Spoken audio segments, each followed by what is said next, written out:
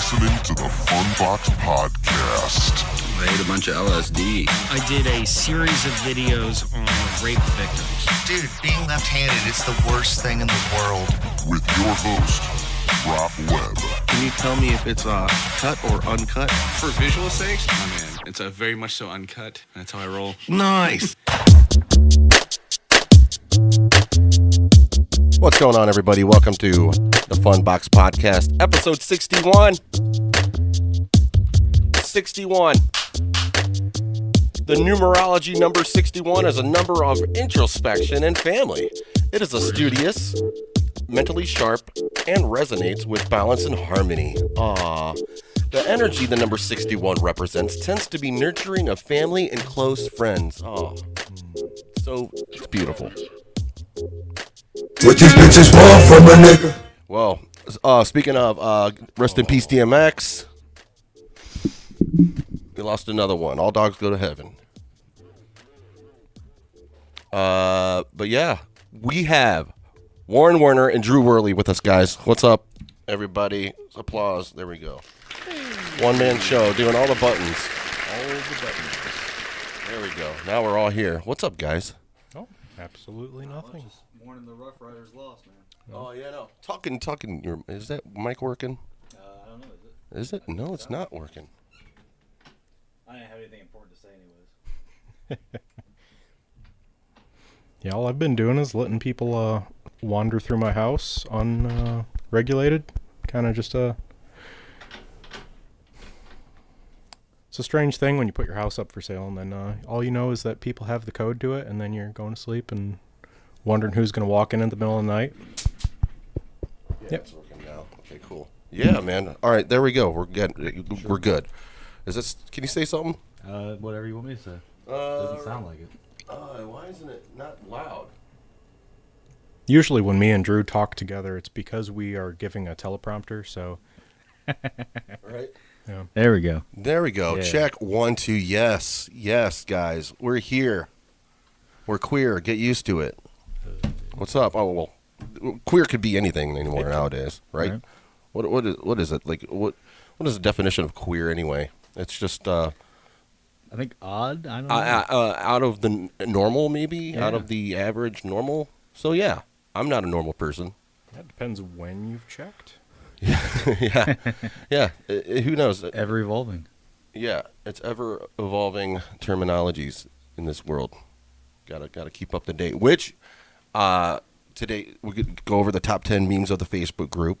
That always breaks and makes everybody comfortable. It gets everybody on a nice comfort, like loosen up, and we could joke around and laugh. Memes are life. Yeah, they are the main. That's the internet.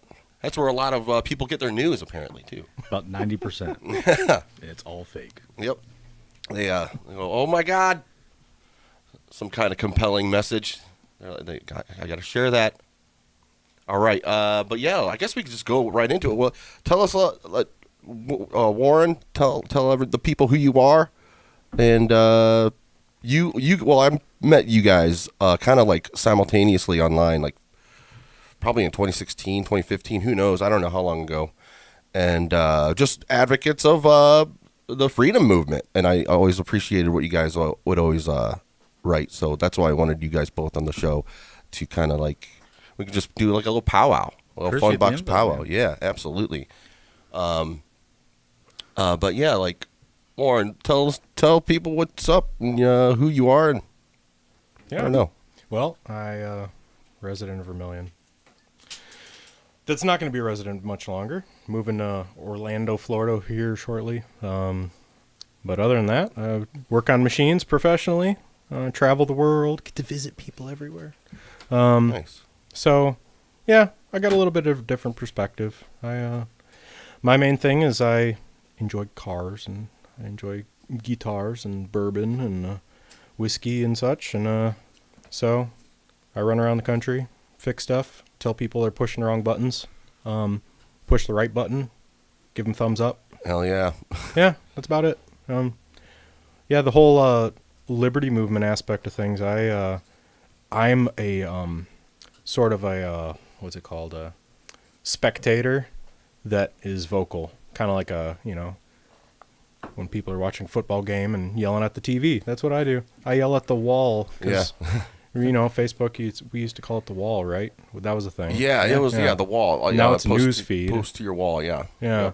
And so I just basically yell at silence, and then 3 people give me thumbs up. And it's hard. I just choose not to watch it. Sometimes I just don't watch the news anymore. But then it's like impossible because you'll just be online and things will just come up and you're like, man. And it's just discouraging. I hate.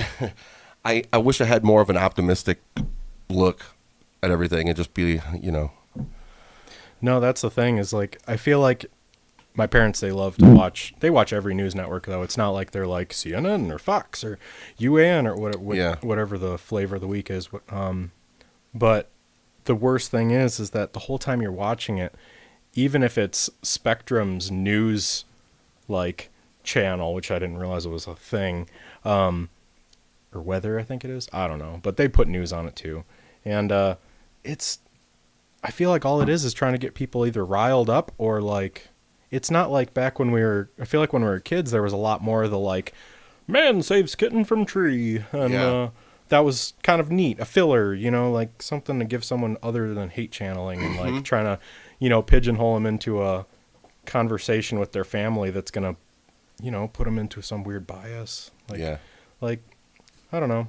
That's their sole goal, is that bias. Because I think it's funny when you hear the same exact story told 2 completely different ways with the same information.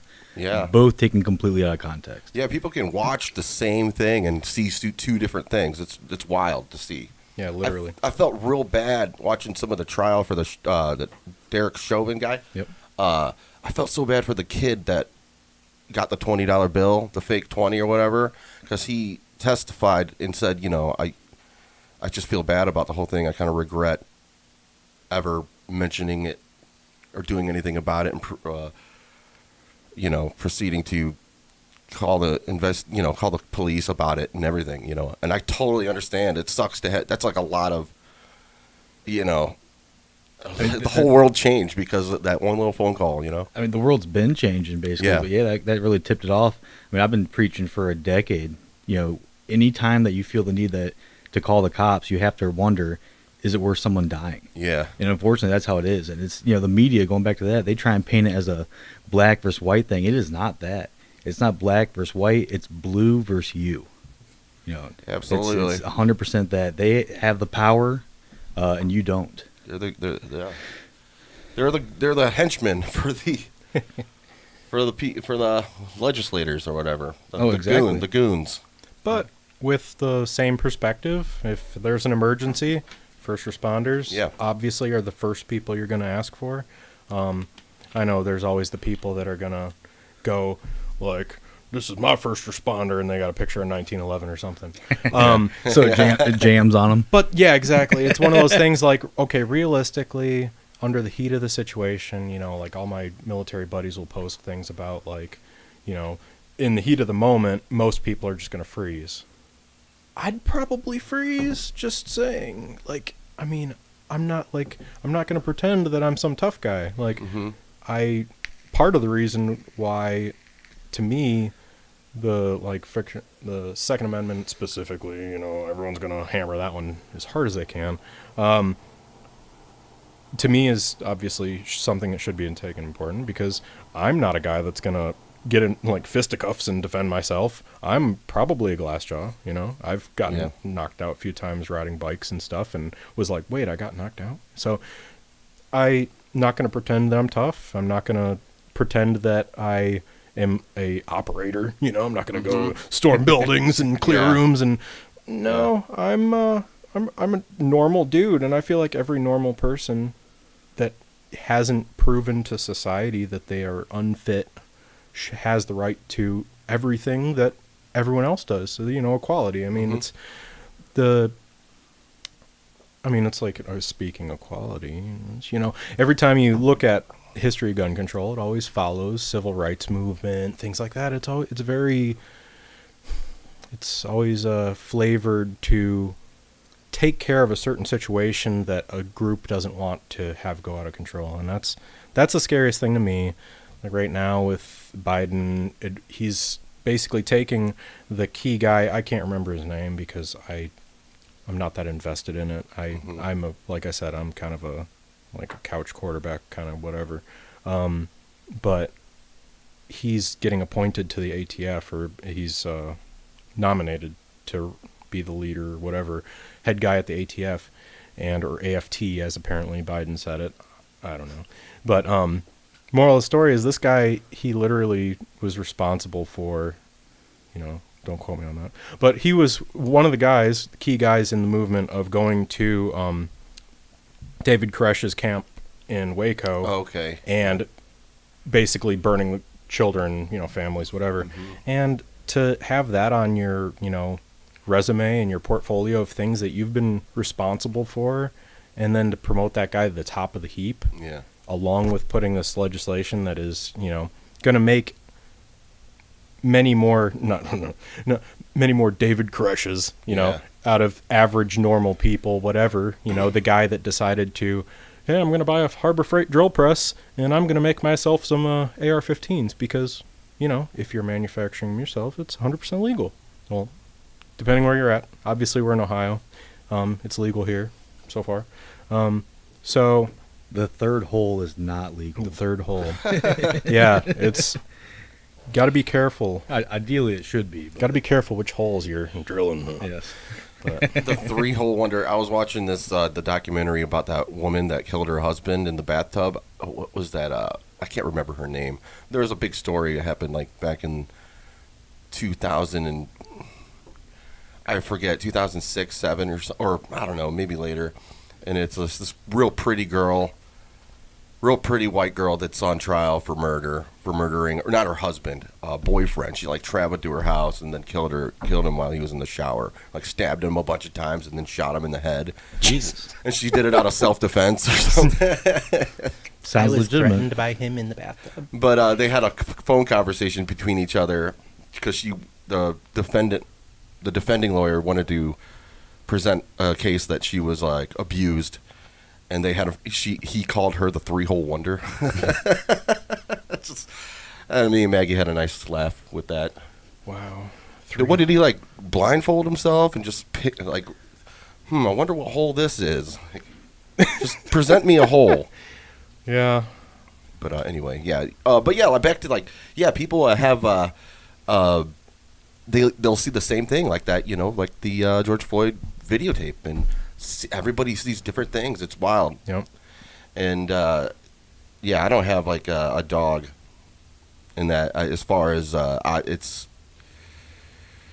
it's just a horrible story. What? And hopefully everything works out and nobody burns anything. That's all. I don't know. Anything more. Any more things. Yeah. The only dog in that fight I have is just not wanting to see anyone murdered. Yeah. Yeah. Because let us not forget, guilty people aren't supposed to be murdered either. Yep. Yeah. And he was a suspect too. So. Yeah. There's a thing called due process. Yeah. He's called a suspect for a reason. And that's the scary part, is that as a first responder, obviously in a situation where a guy might be medically in a situation,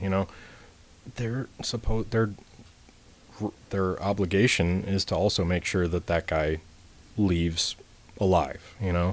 So to be in that situation, obviously that topic's been hammered into the frickin' ground.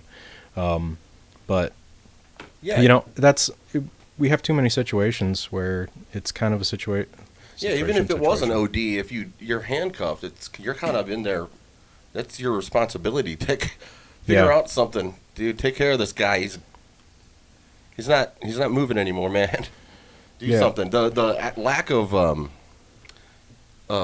urgency is wild when you see the tape. It's even the medics. I know what they have. It was the code is when they got it, they moved the body to a different location to assess the body out of any kind of compromised situations or on the street or whatever. So they take the body to a different location, but I don't know. I don't know the processes. I don't know the protocols for the medical people, But the whole colossal failure about it just seems everybody just failed. Yeah. And it sucks that as a civilian level person, we all are, for lack of better, obviously we can all, vote for better sheriffs. We can all try to be as locally involved as we can, try to make sure that, the officers that are being hired by a group of people that, are going to be better quality or whatever. But it kind of sucks that we all, for this last, what has it been, year or more, have been talking about this and still seeing little incidences happen other places where there's not much accountability. Like there was a guy the other day, he was in military uniform, got maced like by the police, like just things that are completely uncalled for. And I don't know, it's really one of those things where I feel like we can literally talk about it till the end of time, but action that is pretty big is going to have to start happening. And it's kind of funny because, a lot of people voted for Joe Biden because, trying to try to follow the direction of BLM movement and trying to, like people are screaming defund the police, which obviously isn't realistic. It should be more of like a retrain or supplement the police. They should get more support to be in the right than they should be pushed down into a minimum wage-ish type situation where then you've got guys that, if they're not getting paid to be worth it, then they're not going to be worth it. So It's no different than I travel working on machines, following up after guys that are, the local service company. And I'm like I was just in Orlando and fixed a machine. I'm not going to say where because that service tech would be able to know exactly what I'm talking about. But he literally broke like 3 things he touched just because he had no idea how they worked. And we were at the other end of a phone. He could have called and fixed it. So it's like that level of incompetence. Yeah, they were cheaper, but there's a reason they were cheaper. So I feel like we just need to have better vetting processes. But yeah, people, they voted for Biden expecting these things, and now it's very minimal in action, like things like legalizing marijuana, where Kamala just outright says like they're too busy to worry about that.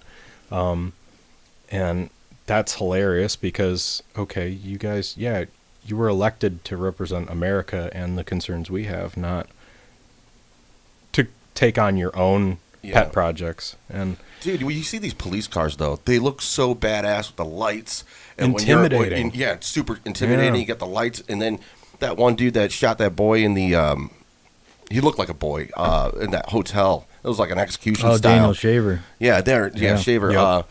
He had written on his gun like "You're fucked" on his gun. Yep. And I'm just saying it's a badass gun. You're fucked. Yeah. Ooh, yes. Yep. Fucking protected serve, buddy. Yeah, that guy. He. I feel like he made sure to get his blood pressure real nice and jacked before, so veins would be popping and stuff for his Facebook profile pictures. And it's like, I think there's with all that built up, like that badass cop car and that badass gun, the badass badge and the fucking uniform, all that built up to like this. I've heard of like firefighters like praying for fires because they're so bored or just they want to do their work, that what they were made for, which is you're praying for a bad. You don't want to have to put out a fire. That would suck. Like fires are not good. Like when people's homes burn, it's just not good. Or any kind of emergency. But I could see how that. Ever watched the movie Jarhead? Yeah. I don't know how true and accurate that movie is, and like what the troops go through as far as when they're trained to do a certain job, and then they're about to follow through to an order, and then it gets overridden by their seniorities or whatever. And like, yeah, don't shoot. I don't know if you remember that scene. It's like, don't shoot the guy. We got it taken care of. They had him in the sight, the snipers. They were about to cap this dude, and they get called off, and they're like, no, we got a clear shot. And the dude starts crying on the floor, like, I wanted to kill this motherfucker. Haven't they been waiting there for a while, too? Yeah, they were waiting there. Okay. So I don't know how that like, when it comes to the police force, like how that is. Like, put your hands where you see them. Oh, yeah, I dare you to go for that gun. I dare you. Oh, please. In the situation of the Shaver, I think it was. Because, I mean, he straight up told him multiple times, if you don't do exactly what I say, I'm going to kill you. Yeah. I mean, he was hyped for it. Yeah, and it was literally a situation where the guy was going to be in indecent exposure situation due to the fact that he was having him crawl and his pants were falling off. Yeah. And he was giving him conflicting instructions too. Yeah. That I haven't watched that in years because that one's I don't know. I hate getting so wrapped Yeah, up in well, you those can get because, angry. Yeah. You get angry. And what it does is the algorithm on the internet, you watch a video like that, and then they'll recommend another video just like that, and then it'll keep going. And next thing you know, that's how a lot of people would just start storming the streets and burning things down. It's like, no wonder. Like, geez, they're stuck in an algorithm. I know a guy that started listening to a conservative station, and he's all these catchphrases he's saying, like, the left is doing this, and the left, and oh my God, the left. And it's like, you never talked like this before. Yeah. And now suddenly you watch one guy and you're like sucked in, and you're probably recommended all those videos now. And in contrast to that, I got a buddy at work that it's like the only thing YouTube suggests to is something like Dixie Chicks music videos because he loves listening to that like 90s era country, I think. It's just a perception. He's always wearing headphones, but it's always music videos. It's always like 90s country. And that's all his suggestions are. Yeah. And then you look at mine and it's like cars, guns. Well, not much guns because YouTube's like pushing it down. But a lot of cool car stuff, So I don't go to YouTube for news, and I don't go to it for like I said earlier, like the hate channeling kind of aspect of things. So mine is nice and pure, it's cars and whiskey, a lot of whiskey stuff, which is good. But I have a lot of stand-up comedy in mine. I enjoy a lot of comedy and sketch. A little bit on mine. That's why I have multiple accounts for YouTube to try and keep them all pure from each other. And I'll only watch certain things on one, and if I'm going to watch something else, I'll switch to another account to keep the algorithm within itself. Your NSA agent's probably like, really, Drew? Oh, yeah. There's like 10 Facebooks and 18 Twitters and 6 YouTubes. Woo, Drewly. Yeah.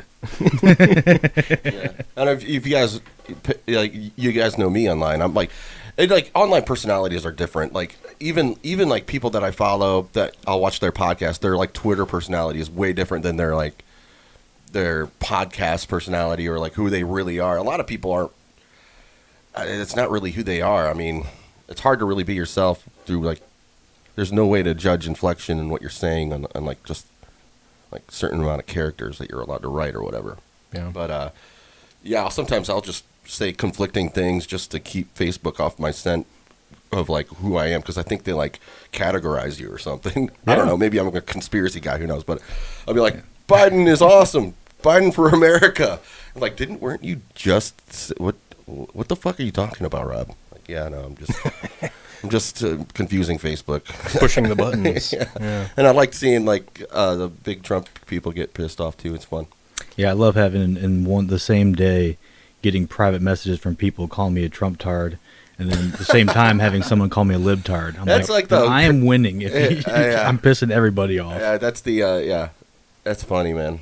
Yeah, and one day I got blocked by both a person that was working the Biden campaign and a friend that was working the Trump campaign, all for the same post. So it's like, if there's that much of a hot button topic, but then when you bring up that topic, because like I said, traveling and whatnot, I talk to, hundreds of people a month that are different. And sometimes I end up friends with them on Facebook. And then, like you were mentioning, the different tone online versus the tone in person. The person in person is very reasonable. And when you're talking to them, everyone wants the same thing. They all want to be happy. They want to be healthy. Well, subjectively healthy. Everyone wants to feel good, and they want to be surrounded with people. When you're face to face, a lot, they'll curb their visceral emotional responses. They kind of all right, no, he's not really a jerk. Yeah.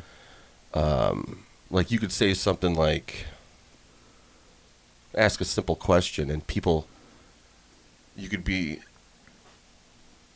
For example, the last one was you posted for Huron, wanted to know how many libertarians are in Huron. Yeah. And I'm also like my inner Mac from Always Sunny in Philadelphia comes out. I just like that subconscious bias that so why is it it's like in my head I'm like, so why is it rainbow colored? Why is the porcupine rainbow colored? But she heard it as, why is it rainbow colored? Homophobe. Yeah, why is it How rainbow? dare you? Like I have family members, that were, that like, gay men in my family. We love each other. guys. Everything is okay. Right. Everything is fine. I love how they go straight to phobe.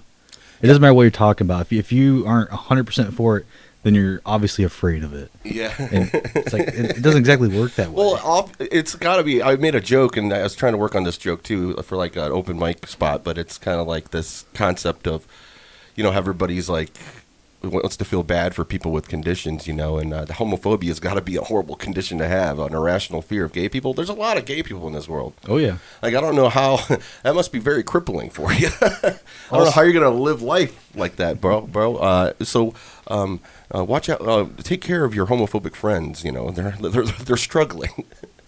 You can't watch like any TV shows then if that was the case, right? Because they just jam them into every show. Yeah. I mean, yeah, you gotta people want to be more diverse too. Even if they don't have to, just put in the gay dude. But it's like, why not? Whatever. Equal representation. Yeah, that's what you want. That's what people want. But yeah, guys. Drew, tell the people who you are. I know you're avid. Especially, I admire your attention to local issues. Not everyone feels that way. Oh, I know. Nobody. It's like people are so much worried about the president rather than their own cities, city council and where they live. Well, that too, but I was saying more along the lines of not everyone's appreciative of how attentive I am to the local politics. Oh no, various council members, administration. I wish not I was the biggest fan of myself. I need. You're a good advocate of that. I mean, inspiring to. It makes me want to pay attention more. So I think the more people that do, it'll instigate people to want to look and pay attention a little bit more what's going on in their city. Yeah, I've always loved liberty. Always preached it for the longest time. I felt myself more of a constitutionalist in high school, and then Ron Paul came around circa 2008, and we had the Ron Paul Revolution, and opened me up to the libertarian way of things. I never thought about liberty until him, like the way he presented it. I was like, oh my God. It all just makes sense. Yeah, this is the best philosophy. I don't even know if you'd call it a philosophy rather than just a matter of fact. It's so a matter of fact the way he presents it that it's like, Yeah, the media did him dirty in 2012, and the Republican Party did as well. Yeah. Because you put him up against anybody in debate, he ruined everyone. Every debate from 2012, he had like standing ovation and applause, and the audience wasn't packed with Ron Paul followers. He was just speaking the truth and liberty. It just made sense to people. Do whatever the hell you want as long as you don't aggress upon other people. Sounds like a good idea. Yeah, sounds really good. Like the left and right thing really doesn't exist in the liberty movement because it's just at that point it's leisure to be left or right in your values. At that point, when there's like that authority, when everybody's letting everybody. There's kind of leisure like in live being, and let live type. Yeah, being left alone. Yeah, and you could be this far left type of. You could want to pay for somebody's tits, whatever you want to do. Like you could be that and be very liberal with your money if you want. Sure, and I think people would be more liberal with their money if the government quit stealing all of it. Yeah, absolutely. And that's what got me first involved here at the city. It was the second time around that they were coming up with this transient rental ordinance where they want to, in my opinion, steal from property owners just to try and make money and, have a business out of their home. Yeah. Whatever happens between me and somebody else is between us. The government doesn't need to be involved in that at all. Right. They make all these false claims about it's for safety, this, that, and the other. I talked to multiple people on our police department, and not a single one could reference one time that there's any issue in the past 2 years that has happened at one of these rental properties. But yeah, if they just say safety, safety, safety enough, it'll scare people into thinking, oh, we need this law. We do not. We do not need more laws. Yeah. Sorry, you're gonna get me all. No, it's like it's what it does, and it seems to people that are affected a lot by these types of laws is people with no money. It's like people that living in poverty and seem to be. Yeah, they're the ones that take the fucking shit rolls downhill. Yeah, I mean, even the people that do have money, though, they can't afford. Yeah, their pocketbook can, but they can't afford to speak out against it because they need the city. Yeah, these property owners, they need them to issue this permit if they end up passing this ordinance, which everything in my power, I want to try my best to stop it. But they have to go to them and beg them for permission to use their property. Yeah, it's like, look, they already pay property taxes. They purchased it after everything got taxed by income taxes. Anything they buy that goes into that had sales tax on it. I mean, we just get taxed the shit out of everything, every single way. Anything you do in life is taxed. Yeah. And it's nuts that they just want to make up a new tax. What bothered me, I was watching an episode of the Rogan Experience, and Elon Musk was talking about a carbon tax, and I'm like, man, it's nice, it's good, easy for you to be able to pay these carbon taxes and say things like that. But what about these people? Like, I'm surprised that you need an e-check in like these big cities. I understand, like, these big cities, you need an e-check. I don't know where these people with no money are getting these nice cars to pass an e-check. I've never had a car that could pass an e-check for, like, I'm registered in Erie County, so I don't know how to pass an e-check. I always have a check engine light on. That's the way I do. I just like beaters, and I drive them till the wheels fall off, and that's it. And then I get another one for like another like $2,000. I'll find somebody selling their hoopty, and I'll buy that. That's just how I do it. I hate loans. I just don't like payments. Ugh. I mean, fiscally speaking, for the most part, that's what makes the most sense. Coming from someone that has written loans for over 6 years, specifically auto loans. Yeah, I can actually add up all the cars that I've bought in my life, and it doesn't even add up to the amount of like a new, like whatever, a new Chevy Silverado or something. Those are expensive. I kind of want one, but oh yeah, the last one I had, I think, stickered for like $57,000. Yeah, not sure where it comes from, but I mean, all those prices are jumped up because of the hidden tax, inflation. No one ever talks about that. In my opinion, it is a tax. Especially with how the government's printed a ridiculous amount of money here in the past year. I don't remember the numbers. I think it's like over 30%, something like that, of all the money printed ever was in this past year. I thought it was closer to 50 or something. I'll say it might be higher. I shot at 30 just to make sure I wasn't lying. I mean, I'm probably lying. I think you're it's right, up there. I think it's over 40. When I saw the number, I just went. Yeah, that's not going to devalue the dollar. Everyone talks about minimum wage and all this stuff. Them printing all that money hurt people way more than minimum wage, which I think all minimum wage laws. I mean, they started born out of racism, but there shouldn't be minimum wage laws. Again, it goes back to the private contract thing. If Warren's my employer, me and him decide what I'm worth, and if I want to work for that, I can. If I don't want to work for that, I'm free to not work for that. But yeah, you price the minimum skill worker. You price them out of a job, so you inflate. Well, yes.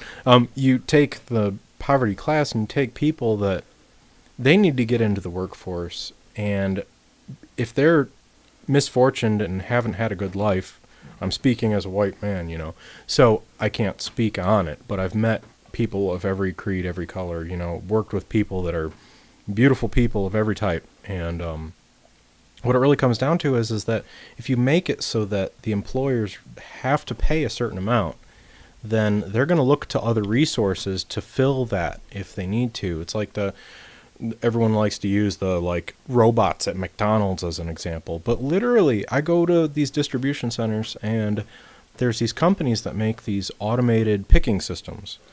They're super common. They're kind of like a vending machine, but they're for distribution centers. And the reason they do it is because, I started up this one for a very large online retailer that has very large stores too, so you can probably pick that out. They were like, yeah, we have 40 employees for the whole building. That includes administration.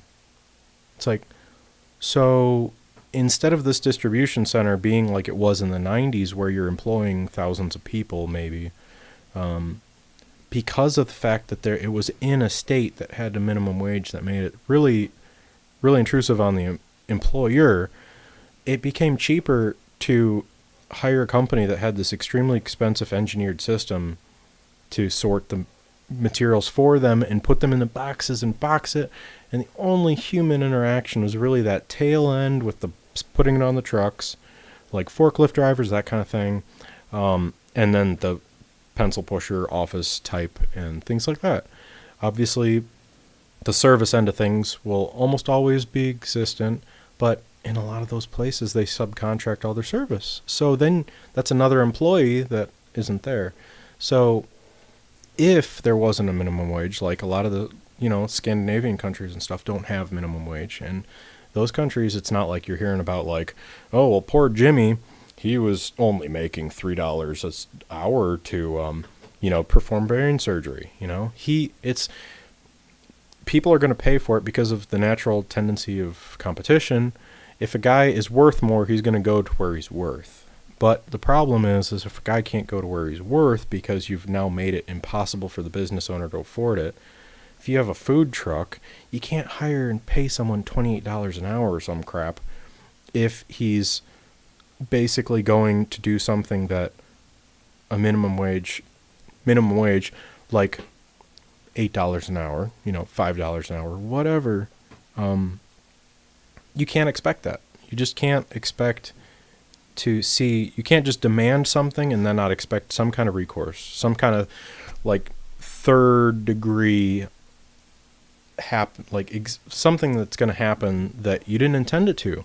And inflation, things like that, they're all kind of tied into the same, where the more you interfere with something, the more you prod at something, the more you're going to influence the result. And if you're influencing the result through an action that is not thought out very well, obviously, it's kind of like with noble intentions, but the path to hell is paved with good intentions. Exactly. It's always in the name of safety. Yes. Yeah. And that's one major issue you have with anything that the government gets involved with, is they create something to solve a problem, and it ends up creating a different problem. What happens is they want to create this law to increase minimum wage for the disenfranchised. What ends up happening is what you had touched on briefly, was that it will disenfranchise the lower income workers. It will price them out of a job completely. I mean, it's the same thing that you hear, with a lot of socialists will talk about, oh, well, these are all problems from the free market. We do not have a free market in the least. I can't think of one market we have that is truly free, even close. Government's involved in every single aspect of it. Yeah, I wanted to ask you guys too. Like, I'm kind of a dum-dum when it comes to that. The concept between government and private. Sure. And I don't know where that line is. Like, where's the line? It keeps blurring, because like people talking about with Georgia passed its election law, the voter ID laws, and then the MLB pulled out of it. And you have a lot of people say, oh, it's a private business. They can do what they want. I typically agree with that, but it's not really a private business. It's subsidized by the government. Yeah. Who do you think pays for all these stadiums? The Cleveland Browns didn't pay for the stadium, First Energy Stadium. First Energy got the naming rights to it, but the taxpayers did. It's all subsidized. So is it private? Not really. Like any corporate welfare that's given, is that a business private anymore? Yeah. End all corporate welfare, please. Yeah. End all subsidies. I would love that. Yeah. It's just confusing to me. Especially. Yeah, any business. I don't know. It just so. As far as, since it is happening, is that still considered a private? It's still technically a private business now, or is it?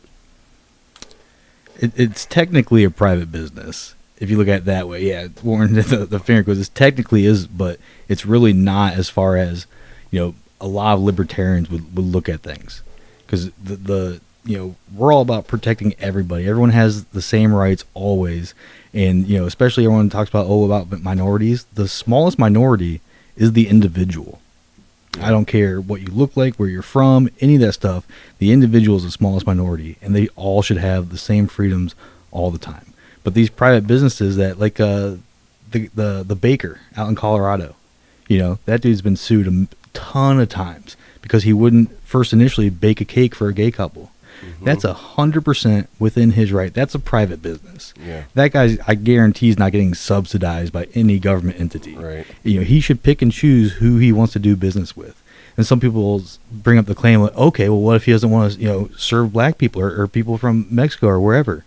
I feel it's actually his right to do so. It's also your right to do so for the free market to fight that and say and picket it. Yeah. Tell the world about it. Don't go to this guy. He's a bigot. Whatever you want, but you have your right not to do business with him. He has his right not to do business with you. Let the market decide. 100 exactly. Business, yeah. Leave it alone. How about that same scenario?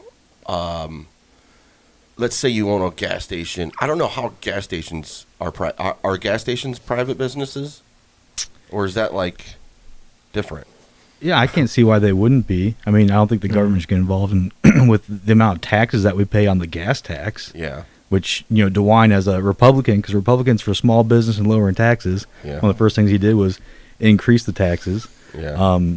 It's a 100% private business as far as I know. Say you own one, and you're the only gas station, between, I'm just going to arbitrarily think of between Reno and Vegas or wherever, a long stretch of road that's 300 miles. Is that what it is? Yeah, it's just over 300. Well, because the Libertarian Convention next year is in Reno. I'm like, that's close to Vegas. I looked it up. It is not no, close. it's not. No. It is not a close drive. But any just stretch of road where you're the only gas station, and you're just let's say you're, just to switch it up for fun, you're a transgender woman that only serves transgender people. Can she do that? 100%. Yeah. So what? So if I stroll up and I'm like, I'm dying of thirst. See, there's no sympathy for people like me. That's why I should have used a different scenario, like a redneck MAGA bigot. I honestly believe, and if I was a black man, right? I honestly believe that most people are good enough people. So say that person did exist. You have a transgender person, whichever way it is, that only wants to do business with whoever they want to. Yeah. And I come in there and I'm not the preferred clientele. They don't want to do business with me. But say it's a situation where I'm dying of thirst, like you said, I believe that most people are good enough that they would give me a glass of water. Right. I can't see someone not doing that. But yeah, could it happen? Sure. Yeah. That's a far-fetched situation. I don't think that anyone should be forced to do anything. And by you telling me, well, you can't not serve these people, you have to. Well, now you're telling me what to do. And even if I was going to do it beforehand, now I'm going to second guess it, and I might not, just because I don't like being told what to do. You know? Right. Yeah. I'm definitely really stubborn when it comes to that kind of thing. Yeah, I'm a huge asshole like that. Yeah, I do turn the other. I was raised, very not even political at all. It was all Baptist Christian culturally Christian, and every Sunday that was the community.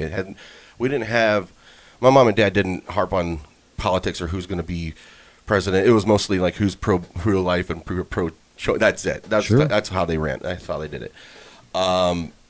So everything that politics to me, really, I hate it. I hate it all. Which I gravitated towards libertarian because of the open arms with my feelings about things, and whether or not they could be like, well, I had 3 abortions, but I totally understand why you don't want to have an abortion. And a lot of right-wingers will say that I'm pro-choice, but I'm not. My personal life, I'm pro-life. If a woman came up to me and said, what should I do with my baby? I don't know what to do. I'd be like, you should have this baby, and I'll help you. I'll see if we can get people to help you raise this kid. Sure. But I'm not going to use the government as a club against her to keep that kid. To me, that's not the WWJD way. Not to, I'm just saying that's the philosophy that I have to go by to get my nice place in the sky when I pass away, whatever. I'm just speaking in those terms, because that's how my brain is. I have brain matter conformed around. If that makes me schizophrenic, then to believe in a higher power, then so be it. Whatever, I don't care. Anyway, but yeah, it's so a right winger. But well, you don't want legislation to save children, and I'm like, dude, it takes a guy with a gun to go to a place where they're doing these operations, and more people are getting hurt. Who's in the right at this point? You think Jesus is going to be like, you better keep that kid? No, he was living in one of the worst times. They were nailing people to crosses and stuff. Right? He had to do whatever he could do to get people on his side. No, that's a subject too where, I personally, I don't believe in it, but I also, as a male, have zero say.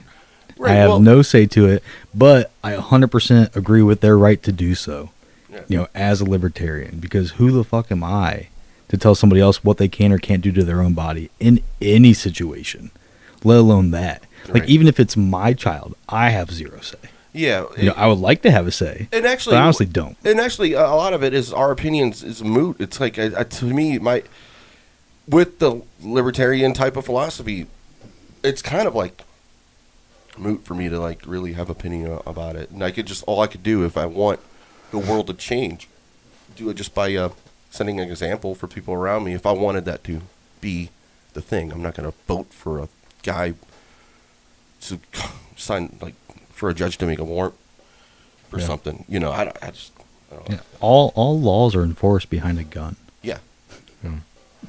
And with the topic of, you know, pro-life, pro-choice, whatever, the biggest issue with it, in my opinion, has nothing to do with the law. What it has to do with is the fact that these physicians, these doctors, the people that are advising women, or, you know, whatever gender the person that's giving birth is, whatever the situation is, that doctor has an obligation to support life. You know, that's literally their Hippocratic oath. Yeah.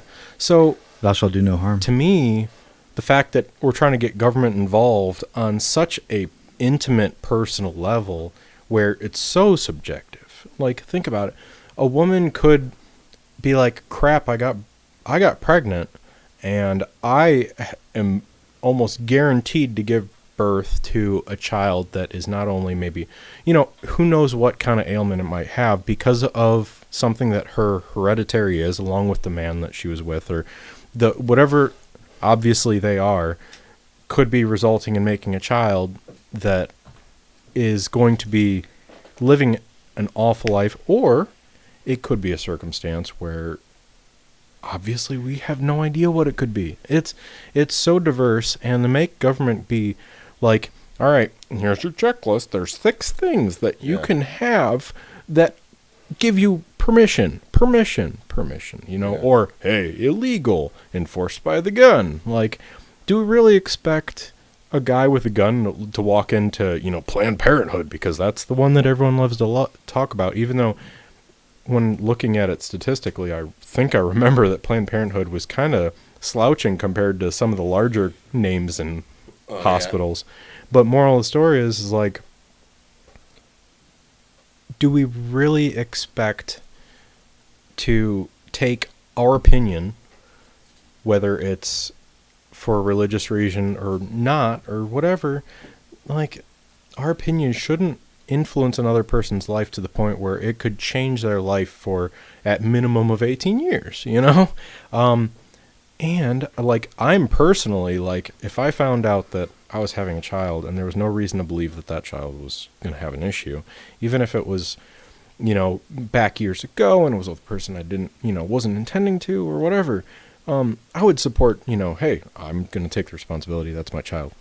But if the circumstances were different, I wouldn't understand what to do, you know, and I wouldn't expect my opinion to control that person's life. Yeah. Because, complete tangent, but continue. Yeah, it's one of those situations where the more we control a person's life, going back to minimum wage, going back to it, all kind of, you know, everything in life kind of falls back together. So you get a person that can't get employed, you get a person that ends up getting someone pregnant, they become a deadbeat dad or deadbeat mother, even. Obviously, that's really popular, single dads. I've worked with a lot of them, these beautiful guys that are doing their best, but they're in a situation where they're doing something that they barely got the job because in the local, wherever region, minimum wage is really high. They're doing a job that, personally, I think that them using stepping stones somewhere else would have gotten them much farther. But they were enforced to be in that situation. So instead of having an opportunity, instead of having it where the wife of the child that had no interest in him could have, you know, I'd hate to say it, but she could have had an abortion because that wasn't her life choice, you know. That's not something I support. But this man's life is now literally revolving around raising a child while he can't even afford to live on his own. So it's like, it all kind of falls into place where the more you interfere, the more that you have these third and 150th order actions. Yeah. Like, and it gets messy, and everything's responsible for everything else. It's, you know, there's probably movies about it where it's like, oh, a guy drops a coin and then it saves someone's life. Yeah. Butterfly effect stuff. Yeah. But ultimately, and like I said earlier, when you talk to people and you can have a guy he's got huge Trump 2020 on the back of his truck, and he's talking about like we need to close the borders and all that stuff. And then you talk to him, and he's like, he doesn't want a homeless person in his town to starve to death or freeze to death. But at the same time, he's saying, no socialism. Well, the thing is that there's so many ways in which by reducing the burden of an individual, you can expect them to do more. Yes. Like, by reducing what you're enforcing on them, you can expect kindness to be more of the general order instead of going in the direction of, well, it's not illegal, so I guess I can do it. Yeah, there's more of a sense of, I think government kind of diminishes a sense of community. Community, yeah. Like, I already pay my taxes. Yeah, imagine if the government didn't steal as much from people. People would be much more apt to, voluntarism is a huge thing in the Libertarian Party and the movement. And if they didn't steal as much from people, they would help people more. Yeah. Like even that situation you're talking about, that gentleman might not be able to afford that, to have that child as a single dad. Hire more people. Well, if they didn't steal as much money from him, he would have more money. Yeah. These things, like you said, everything has a consequence. That being said, though, all the people that do on top, that are very charitable on top of what they pay, I don't know how that works. I haven't had to write off charity taxes. I always hey, do you want to donate $1 to the fund? I'm always like, yeah, sure, why not? But I make sure I max it out every year. My charitable contributions, just because I need that tax write-off. Well, find them anywhere I can. Yeah. And plus, I like to help people. Yeah. Like, you remember Liberty memes back when that first came out? Liberty memes was huge. They had 200,000 followers. Facebook shut them down. They came back. They shut them down. Came back, shut them down. And now, we're on Patreon. There's various other groups that we have. But I want to say in the past 18 months, last time David posted the numbers, it was over $2.5 million that our group helped out with. All charity. No one had a gun to our head like the government does to us and forced us to do anything. We just all did it just because. And the government actually makes it hard to be charitable. Like Warren, I was talking the other day about this pastor down south. I can't remember which state it is, but he's been arrested countless times for feeding the homeless. Arrested for feeding the homeless because he didn't have a permit from the health department. Asinine. Get the fuck out of here. After It's permission to feed struggling and homeless and hungry people? Yeah. No, I don't have to have that. That's so wild. But then there's these things. There's the regulations because a food, if they can't even give away food that's expired or cheese or anything. I guess milk if it expired water. They put an expiration date on it. Right. Most of those expiration dates are all bullshit anyways. Yeah. Because people are scared. It's all nonsense. we'll get in trouble if somebody gets sick or. Yeah, a lot of those numbers. As you really should if someone gets sick. Yeah. That's what tort law is for. Yeah. Well, and that's the thing is that accountability. If you take someone's life or harm someone because of a product you've made, that person has the legal right and honestly obligation to look to make sure that someone's held accountable. Yeah. Yes. And obligation's a great word. Yeah. And because or else it's going to keep happening. Exactly. Because if you're quiet, if you're like, oh, well, it didn't make me that sick because I drank that water and it was tainted with formaldehyde or whatever. Yeah. But Bad Comic Reviews streams just said black market is the only free market. I waited to see bootleg uncut Disney movies and copies of Huckleberry Finn. The government has shut down and regulated a lot of charities. Charities used to help the struggling and the homeless. That's 100%. They're right, because I was thinking about that when we were talking about abortions. Just because you make something illegal doesn't mean it won't happen. It never has. It never will. A black market will exist always. Anytime there's laws. Prohibition back in the 20s didn't do shit. That's where you had the mob got huge. They had the proliferation of the mob because of running alcohol. You know who did kill people for that? The black market didn't. The government did. Yep. The government poisoned the alcohol and let people get it. Our government has killed our citizens multiple times over the past century. Yeah. Gigalith post. This guy was so drunk last night. Yeah, that's my cousin. He's probably referring to me. I know he's not referring to me. I can't remember the last time I was drunk. Nah. Over a year, that's for sure. That's good. Yeah, good for you, Very, man. very rarely drink. Yeah. You're holding Warren brought a special, glass for all of us, so I had to have at least one. Oh yeah. What do you got here? Still right. Still Rights. Straight bourbon whiskey, baby. It's It's not Jack, but you want to do like a little toast? This is like No free plugs. standard on the show. It's not Jack Daniels, but That is my go-to. it's my something about the sweetness and all that of Jack. Mm-hmm. I try $300 bottles and up of stuff because having friends that are much more snobby bourbon wise than me, it's still. Well, yeah. Well, you want to pour. Give him a little. I don't know if you're Yeah, you want to tie one on today or what. But yeah, man, this is I'm awesome. a big boy. I can handle it. This is great. So glad you guys are here. I guess what we could do now. There's a lot of more questions I want to ask you guys. Sure. Just to kind of like round out. Hopefully we have the answers. There's always, there's a lot of questions because it's the amount of, the amount of government or like a community living on the river, the whole. There's a little sacrifice of freedom when you're living around a whole bunch of people. I can't light off bottle rockets in my backyard around here because it's going to impose on other people. But there's a line there too. So I want to get into the real the nitty gritty about borders and. Yeah, I mean, I think you should be able to light off bottle rockets.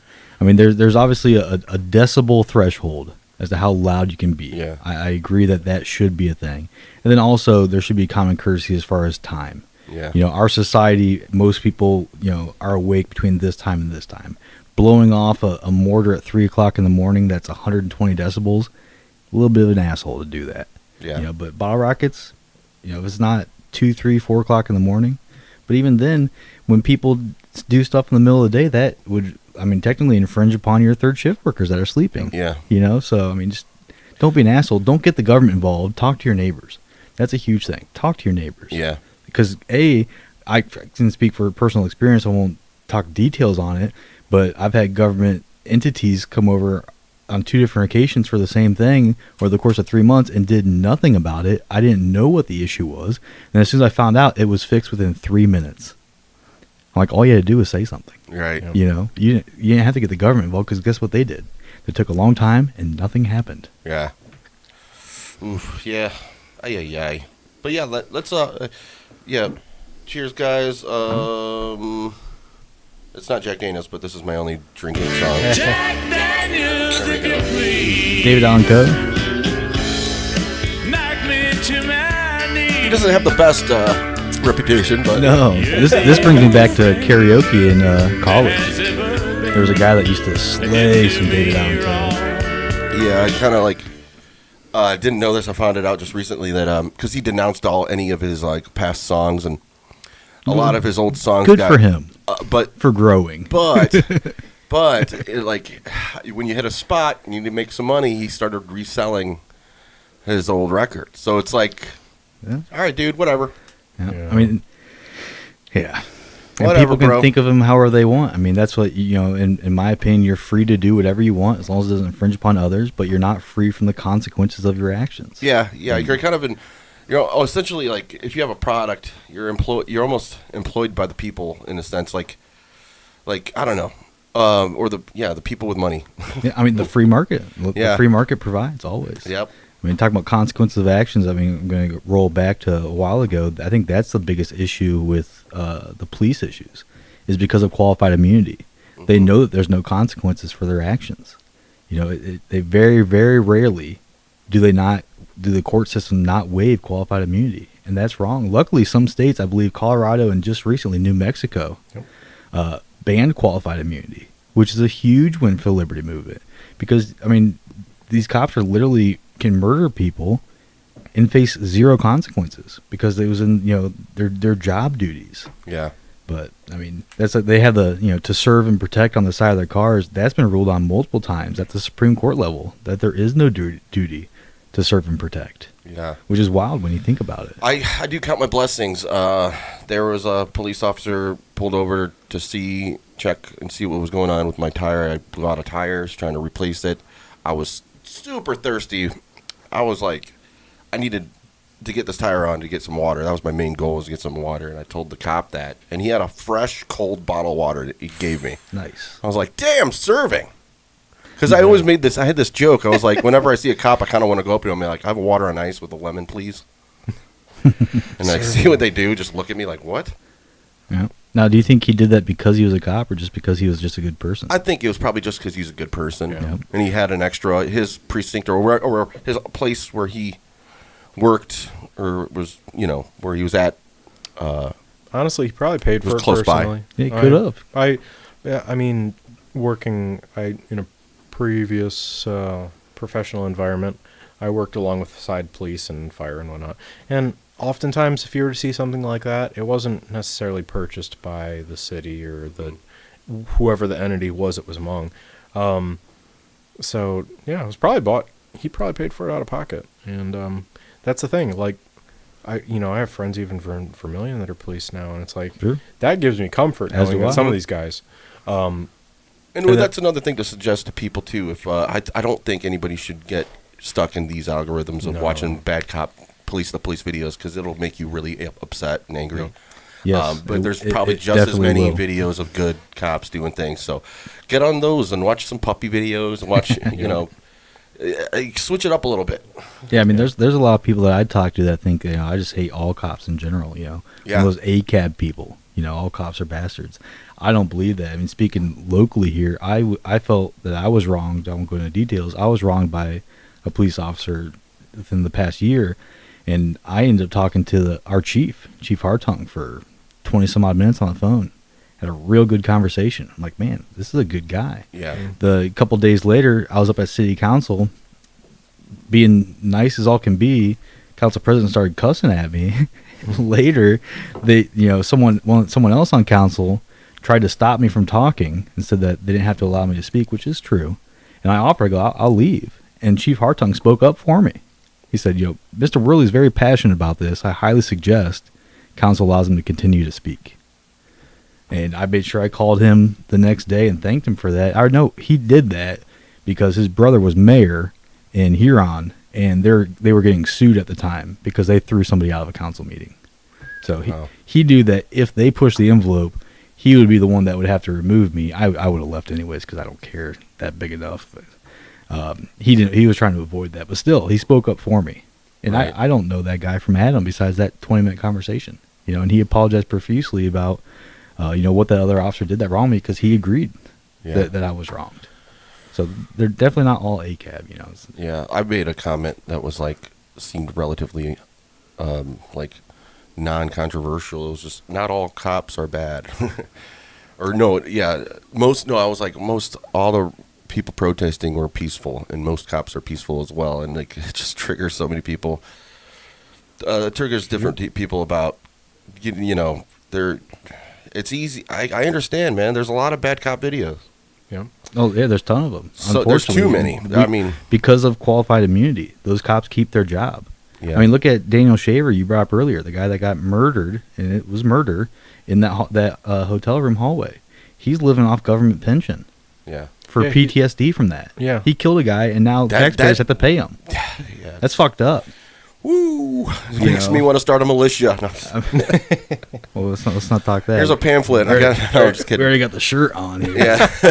This is not like I said, related. the non-aggression principle is a big thing. Yes. And just me, I wouldn't say necessarily I'm strong enough to turn the other cheek, but yeah, it's the WWJD thing for me. I have the self-agency over. Well, a lot of people have it, an integrity, or some kind of self-agency. Mine really is like a true thing in my life, that I have to try to do the good thing, try to, when nobody's looking, and be a good person. That's the main goal. Yeah. And talking about, just good cops, and, I was sitting next to one where he was a cop from Cleveland sitting at the bar, and somebody handed me a vape pen. I hit the vape pen, and it's like, you forget, you're just so relaxed, not thinking. I didn't know he was a cop. Handed him the vape pen next. He's like, "What is that? Is that weed?" I'm like, "Yeah." He's like, "No, I can't. I'm a police officer or whatever." I'm like, "All right." No. I was like, "All right, sorry about that." And just handed it to the next person over, and just acted like that didn't happen. I was like, "Oh, so you're a cop? That's awesome. Good for you, man. How do you like it?" You know, just started just getting into the conversation. He enjoyed it. He loves his job, and got onto that conversation. So, you know, there's a lot of them that are good ones, man. Yeah. But the worst thing for a good cop is a bad cop. Yeah, it is. It makes them all look bad, and it's dangerous for all of them. Yeah, like those cops that are around Derek Chauvin, it's kind of like I could see, even if they wanted and thought something was wrong, like, there's so many things to assess in this situation right now. You got people filming them. Got to make sure nobody's, all right, guys, whatever. Okay, I know this guy. He has his knee on his neck, but I think he should. That's normal. Guys, step back. So I don't know, man. Yeah. I could feel, I understand. It's just a big colossal failure. Oh yeah, I mean, every once and again you see videos of good cops stepping in. You know, when someone is aggressing upon another unwarranted, and a good cop will step in and stop it. You know, I love to see that stuff. Unfortunately, you don't see it as much. Whether or not it's because of one's more prevalent than the other, or just one that's shown more than the other. I have a feeling it's probably the second. Yeah. You know, the latter of the two. But wow, time really flying. We've been doing this for a little over an hour now. Believe it or not. So do not believe it. Let's go over some memes. Switch it up. Switch gears. And I have been called a meme lord at once or twice. Meme lord. Meme lord. That's a Lord of the memes. separate account I keep out of state. Don't want to get found out on that one. I know that one. My NSA agent knows everything. Even through various VPNs and stuff, they know. All right, this next segment is called What's on Your Mind. It is the top 10 memes of episode 61, ladies and gentlemen.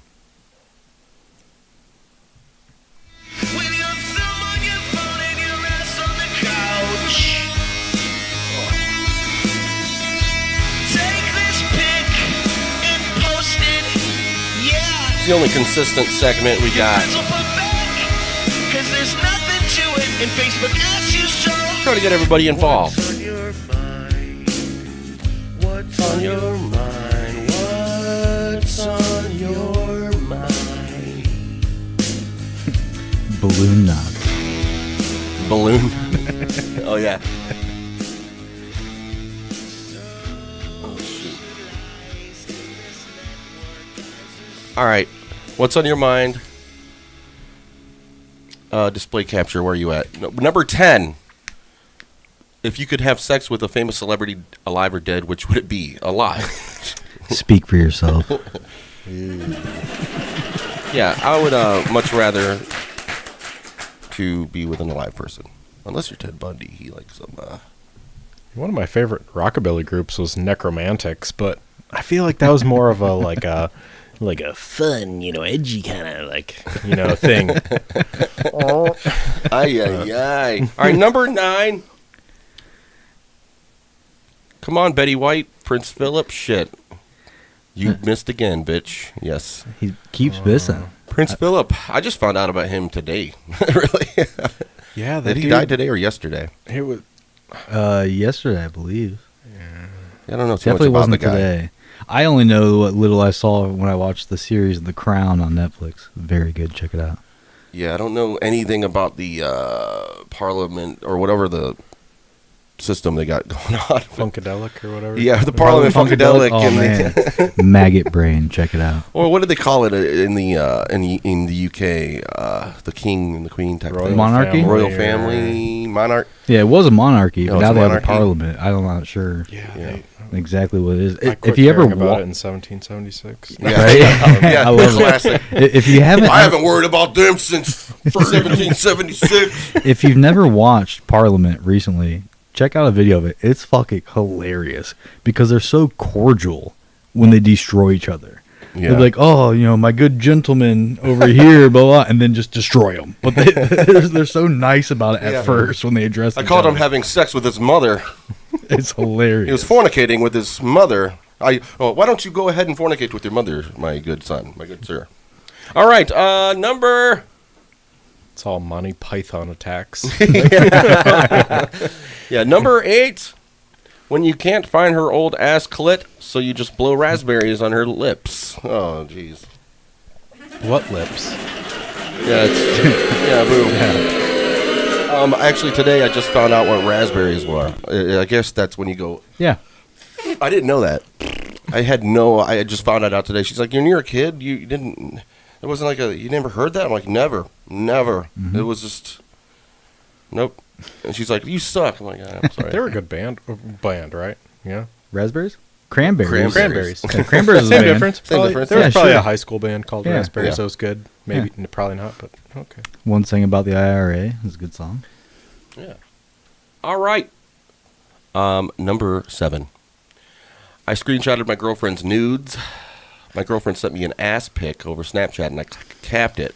What does that mean? I capped it. Screen Screen capture. cap. Okay, I Yeah. gotcha. Keep it for later use. I kept it for later use. Many winks were banged out to this nude. It was my favorite nude ever. My nightly porn. My girlfriend was scrolling through my phone the other day, and asked me, "Why do you have a pic of my chin on your phone?" I've been masturbating to her double chin for months. Everything is relative. Gotta respect every inch of the body, I guess. Yeah. I mean, if you're, close. Jesus. if you're in a situation where you're fortunate enough to have a person that their chin is that attractive, then you're probably in good shape, I guess. Right. Yeah. I've moved away from the microphone. That's good. Yeah. Good. Keep a nice fist length away. Your imagination is a magical thing. Yeah. Imagination. All right. Yeah, imagination. I couldn't imagine. It's easy if you try. When she talks, number 6. When she talks you into having sex on the first date, and now you feel like a complete whore. Aw.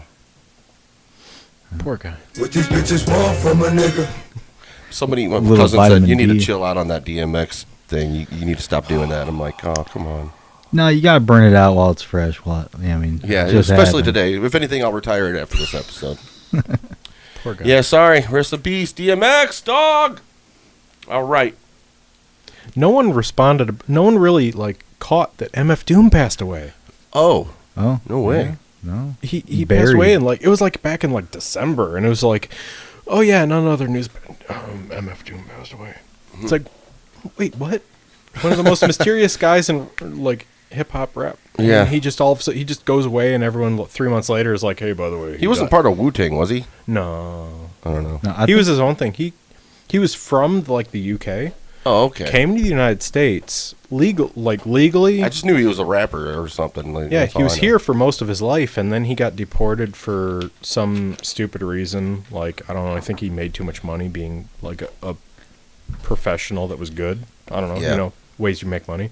And so they're like, you need to go back to the UK, and that's where he passed away. Oh, well, rest in peace, MF Doom. Sorry, buddy.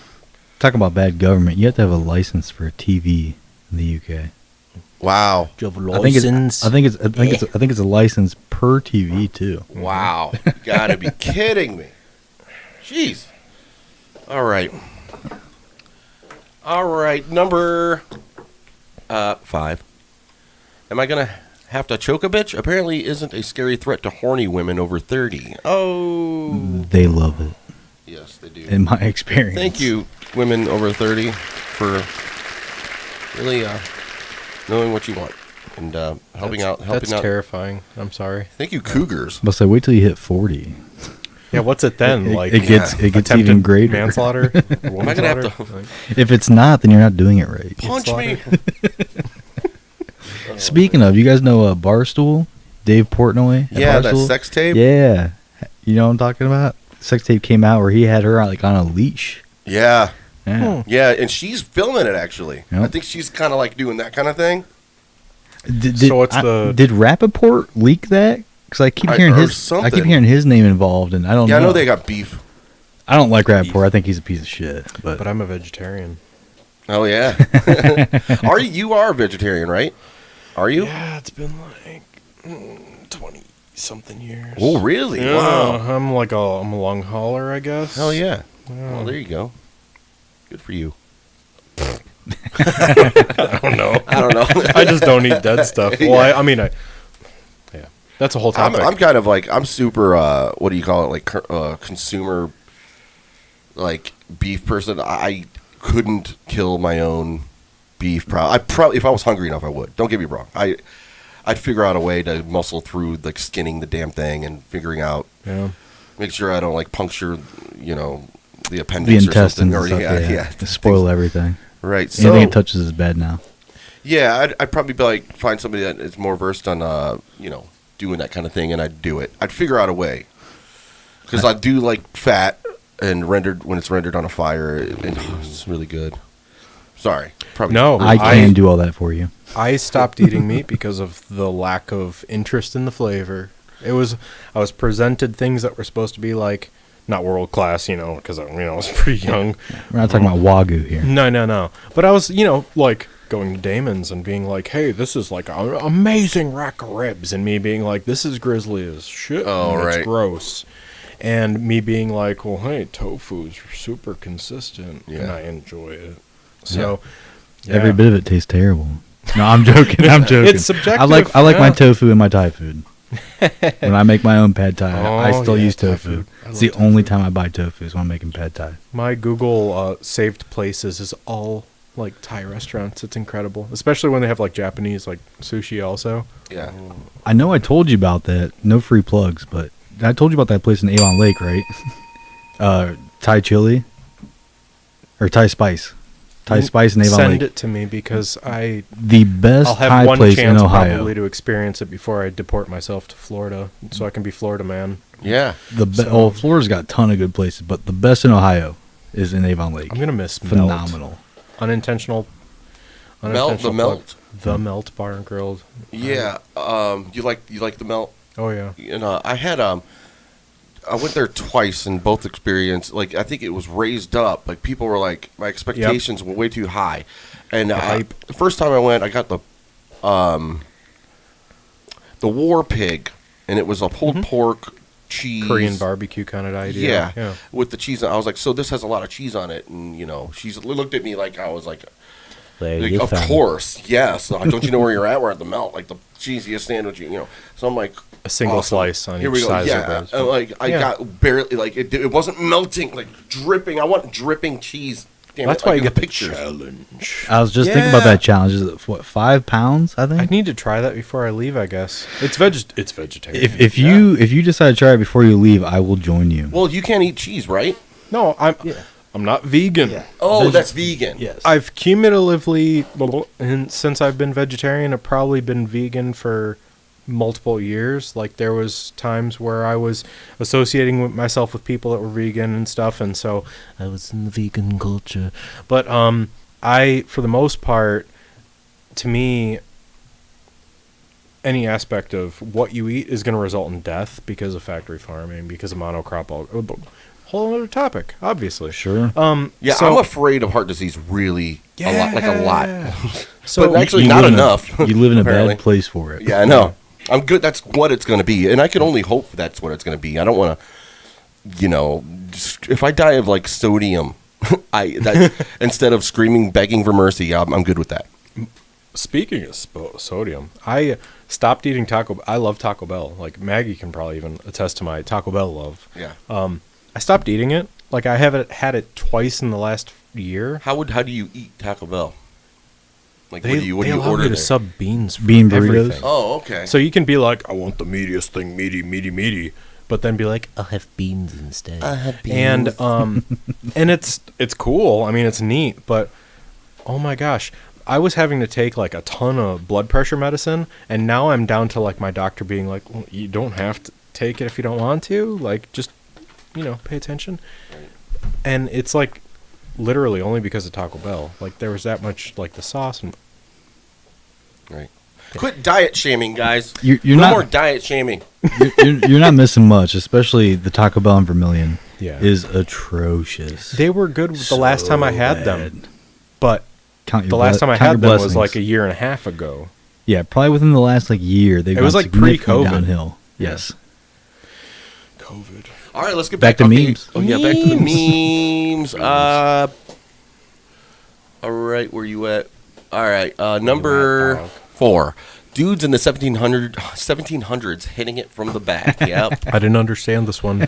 No. Well, the only reason they stink, really bad. I've been watching a lot of I watched Pull Dark and Downton Abbey here recently, and every time that they're smashing out, I'm like, they gotta smell so bad. Yeah, like one show they were going like down on chicks. I'm like, that's gotta be so terrible back then because they washed once, It's however all long. relative. True, yeah, because your senses Especially were in blocked certain to it areas of back the then. country. Yeah, it's just the joke is they probably stunk, but back then they were they were so used to it probably. Yeah, The funk. I imagine. You got the funk. Yeah, the flowers thing for the wedding. I heard that was to hide the bouquet of flowers to hide the smell or something like that. Yikes. Consummation. Could be. I mean, it could be all bullshit. We don't know. We Who weren't knows, there. Yeah. History is written by the victors. Absolutely. Yep, that's 100%. All right, number. I gotta find my arrow pointer. There we go. Guys that drink White Claws be in the pool like, oh, and it's one of the Jets. I've had like fun little moments when I was like a young kid with one of those. Not in my butt, not in my booty hole, but yeah. All right, on that topic, bidets. Oh, okay. My gosh! I just got one. Yeah, that's what I'm saying. Like, it's all right. Like, yeah, the dude's face. I've never made that face when using a bidet, but what I'm saying It goes right up there. Yeah, I'm talking like what? Like you have to be like careful with the pressure because all of a Yeah. sudden you'll be like, Yeah. that changed something. Yeah, no, Like- I almost feel like it's gonna like. There's one I was gonna see like when I first used it, I was like, wow, yeah, I didn't know how accurate this thing was gonna be. It's a super soaker in your butthole, Yep. like on full blast, like. I'm like, geez. Did you get the Tushy brand one? No, I got the. I can't even think of the brand name, but Okay. it is a seat, and it came as a seat. An Oh, it's a actual whole The seat. whole seat, yeah. Okay. Swanky. Yeah. Whoa. Well, it was like $75, and Oh. I saw the one. I saw there's Modest. but you could get some really crazy awesome ones. Like you could spend as much money as you want on your bidet. You could get warm water. You can make the water warm. Yeah, You could I get got a Tushy spa, so it's got temperature Ooh, adjustment. temperature, That yeah. temperature adjustment is so touchy. It's like scalding. Like there's limited nerve endings down there, so I don't understand the like. I don't understand. But moral of the story is like indistinguishable. Like tuning a guitar, like maybe like a half a cent. You know, like barely tuning. Like that amount of turn on that knob is like the difference between like frigid, like Eskimo bum, to like, yes, I feel like the way that a frog or a crab must feel at Red Lobster, or lobster at Red Lobster. I've been vegetarian too long to know what they make at Red Lobster, even though it's in the name. So Yeah, lobster, yeah. Yeah. I grew up having a hot tub for well over a decade. And never once did I ever think about going the backside or the front side on one of the jets. Yeah. A past significant other. When I was a kid, when things touched my pee-pee, it made me feel good. And I learned that touching my pee-pee felt good at a very early age. It's kind of wild. I feel like that's kind of like the nature of nature. Yeah. Yeah. But Have you guys seen Big Mouth on Netflix? I haven't watched an episode, but I know what you're talking about. Watch it. I don't like it's Kroll. I'm losing the first name. Adam Kroll? Or maybe it is Adam Kroll. So, yeah. It's Kroll. I'm not Nick Kroll. Nick Kroll. Yeah, not a fan normally. And I finally watched it, and I'm like, holy shit. I thought I was the only person that thought some of these things or experienced some of these things, but obviously not, because they wrote a whole show about it. Oh, right. It is ruthless. It's all about, like, teenage puberty and shit. It's fucking hilarious. Oh, okay. Not this last season so much, but the first couple seasons are ridiculously good. Right. It would talk all about this meme on there. Right. They would do shit like that. They haven't, but... talking about taboo is like, I feel like that's one of the things of all the the taboo things to talk about. I feel like that's one cool thing about like this current generation is like we can get away with saying things about like normal everyday life that back in the 50s people would be like, shut up, you're not supposed to talk about that. And it's like, but we can be like, I have a machine that blasts water so that the poo on my bunghole is gone. And it's like, to me, that's like in a medical standpoint, it's if you have hemorrhoids or something, you could adjust the stream level of your bidet. And it's good. I mean, you're not going to wipe it raw. Imagine if you had ate a spicy, spicy food. If you're pooping out like some crazy, like Carolina Reaper wings or whatever. I've had those moments where like a grown man, like almost in tears, my butthole was burning so bad. And if I had a bidet, it would have been so much better. I've never experienced that before. I've dipped my asshole in cold water, bathtub water, just to relieve the pain. I had a scenario where I pulled my hip flexor freshman year in football, and my coach told me to put some icy hot on it and soak in a bathtub. And I'm not sure if he was just being a cunt, and I say that word specifically for that because it was a cunt suggestion to do. Cunty move. So, because I put it on there, and just on the inside of my hip, and I lay in this bathtub, and within like a minute, the worst feeling in the world. And I've always heard, you drink milk when you eat spicy stuff. I literally, almost crying, went downstairs, grabbed milk, put it in a bowl, and dipped my balls in this bowl, hoping the milk would solve it. It did not solve it. So no one ever put icy hot anywhere near that area. It's a bad idea. It says it on I think of the product label says genitalia is like off limits. Well, I was just doing as I was told, and never again. So, warning. Genitals are very sensitive to anything like that. I remember very bad. I think a lot of dudes can understand the experience or going through the experimenting with different lubrications. Don't use shampoo.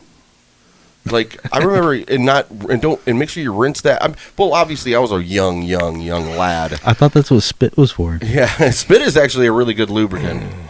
But for a moment, I'm a spitter. I ain't got time to grab a fucking vial of lube. Stay hydrated. Yeah, stay hydrated. Make sure it's water based. Yeah, nice like the slobber. I'm more of a slob. Yeah, like slob on my knob, like corn on the cob. But yeah, shampoo and that was a bad experience as a kid. Learned real quick. All right, number. I guess okay, that was 2. All right, number 1. No, this is number 2. Man, Jess is just out here throwing them all. She had them. Yeah, this week she goes ham typically. Yeah, she had the most likes, on the things. 20-year-old waitress smiles and does her job. Old dudes, you want to suck my dick? Is that it? Dude, that's funny. That is, I see that sometimes. Like, dudes, I feel bad for women. Because I feel you can't just be terrible nice for women. to somebody anymore. They automatically think that you want to fuck, and it's like, no, I'm just trying to be nice. Mm-hmm. Yeah, then there's the dudes that think the stripper really likes them. Like, yeah, I have a friend that she happens to do that, and she just went on this rant the other day about this dude that kept blowing her up, and she blocked her number, and dude ends up coming up with like 6-7 different numbers and keeps fucking hammering her on shit. She's like, no, that's not how this works. Wow, dude. He should be a private investigator if he's that resourceful. They should have an ethics class. Do they do that in schools? Like, no, they don't even teach civics anymore. Civics and ethics. Like, what about accords or preludes? We're talking about Hondas. Sorry, I love the Honda Prelude. I love Hondas. All right. That was number 2, and now number 1, the top meme of the week, episode 61. I actually got the most likes, so I win again this week. Sorry, guys. Yes, I'm a dumb fuck girlfriend, but not yours. I'm the property of a freaking junkie boyfriend. He's a bit crazy and hung like a cold flea, but he is a perfect mixture of Percocet and Newports. I hate him, and he is my whole world. Mess with me, and the beast in him will awake, and he will fight a fuel attendant naked. Yes, he bought me this shirt. Have you guys seen these actual shirts, though? This is doctored. Sponsored ads. But yeah, they pop up all the time. Yeah. Yep. I'm not only my brother cousin, but yeah, they're wonderful. I actually showed this one to my fiance, and she enjoyed it. Mm-hmm. It was good. This one, yeah. I wish that was a real shirt because it would sell, not only because of the fact that it's really funny. Yeah. But yeah, I don't know what it would have probably said otherwise, but it does have, I'm a proud girlfriend, it probably said. Yes, I'm a proud girlfriend, but not yours.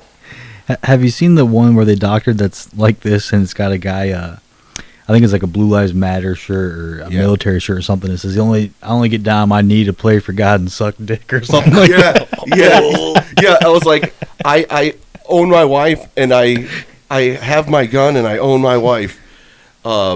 I'm a poop pee man. I don't know. That's great. I like, shut up, you lib. Oh, no, wake up, libtard. I made you breakfast. I love you. I had a post taken down from one of the Vermilion groups months ago because I posted saying that, there's a month left to petition to run for mayor. And within like 10 minutes, somebody sent me a message and called me a libtard and said I was attacking the mayor. I'm like, I'm just letting people know these things.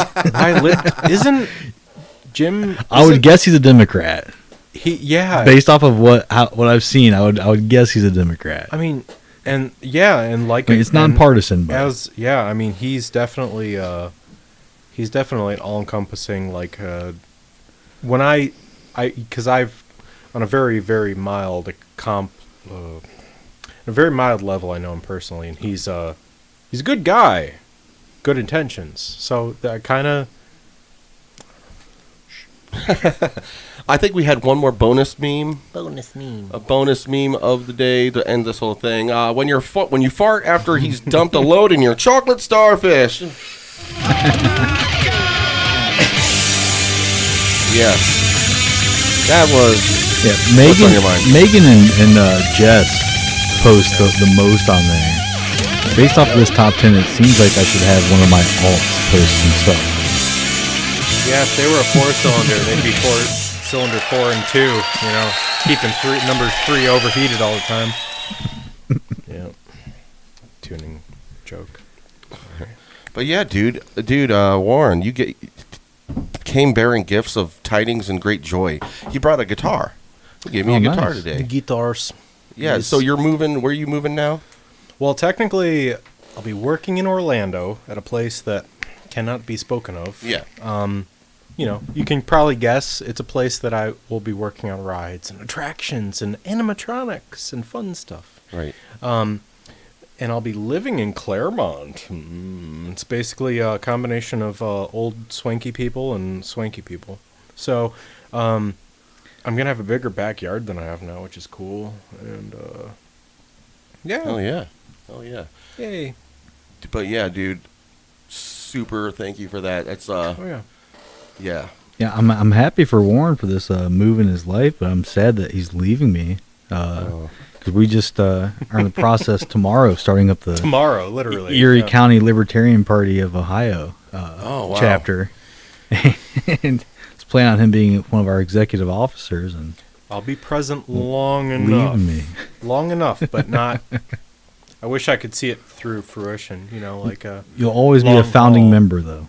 Founding member. Yeah. So you guys don't think that maybe infiltrating one of the parties is a good idea to do that, or is it just that's off the table? They don't represent anything that I believe in. A lot of people it's funny because you'll have a lot of people on the left will say, "Oh, libertarians are just Republicans that don't believe in liability," Right. It's like, no, we're definitely not Republicans. Republicans that smoke pot. Yeah, I've heard that a lot too. Yeah. No. It's and the biggest thing is, and I won't, because I'm not a pure libertarian by any stretch, because the fact that according to any libertarian, no one is a real libertarian. And exactly, and that's the thing is I recognize that because of the fact that yes. I personally, there are certain social welfare type things that I support, like homeless shelters. I believe they could be privately funded, but I'm not perfect. No individual perfection is subjective, obviously. True. But really, anyone could technically be a libertarian because anyone can go, yeah, I believe that, but I also don't want someone to shoot someone over it. Yeah. That's how I am with a lot of different, my personal values. Those are things that I have in my life that I want to do, and like I said, wouldn't want to shoot anybody for that. Yeah.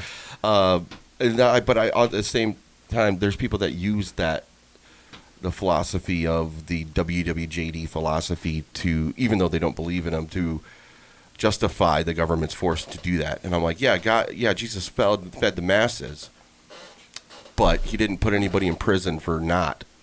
You know what I'm saying? Yeah, historically, Christianity has killed significantly more than Muslim culture and religion. And it's all, again, it's one of those situations where it's numbers that don't necessarily represent the intention, but it's reality. And it's human beings being really, the human condition, being a very emotional people. I'm just glad that throughout this whole thing that my shirt has not come up, so we'll just keep it that way because we don't need to go down that track. It's great. I love it. Yeah, you don't want to pull a spike, and I love it all. Yeah, I'm definitely not going to do that, but we don't need to field boob questions. Which is funny because the first time I went to city council to talk, I went and I go, "Sorry, I'm overdressed. I came for the big luau, and it looks like I'm early." Early. I'm gonna do a quick commercial break. I'll be right back. I got to get a beer. Commercial. But in the meantime, here's Pure Moods. Imagine a world where time drifts slowly. A world where music carries you away. Hasn't been that long, has it? Experience pure moods. The perfect My brother called me and soundtrack left the for voicemail. your She way of never life. Direct from Europe, this multi-platinum collection has won the hearts of millions. Set adrift with the timeless pleasure. All right, and we're back. Here's a question I wanted to ask you guys. Get to that. I gotta remember what it was. Let's go over. There's this quiz I wanted to do with you guys, and we could just skip through that. Yeah, when you invited me on here, I'm like, "What are we going to talk about?" And you said, "What was it?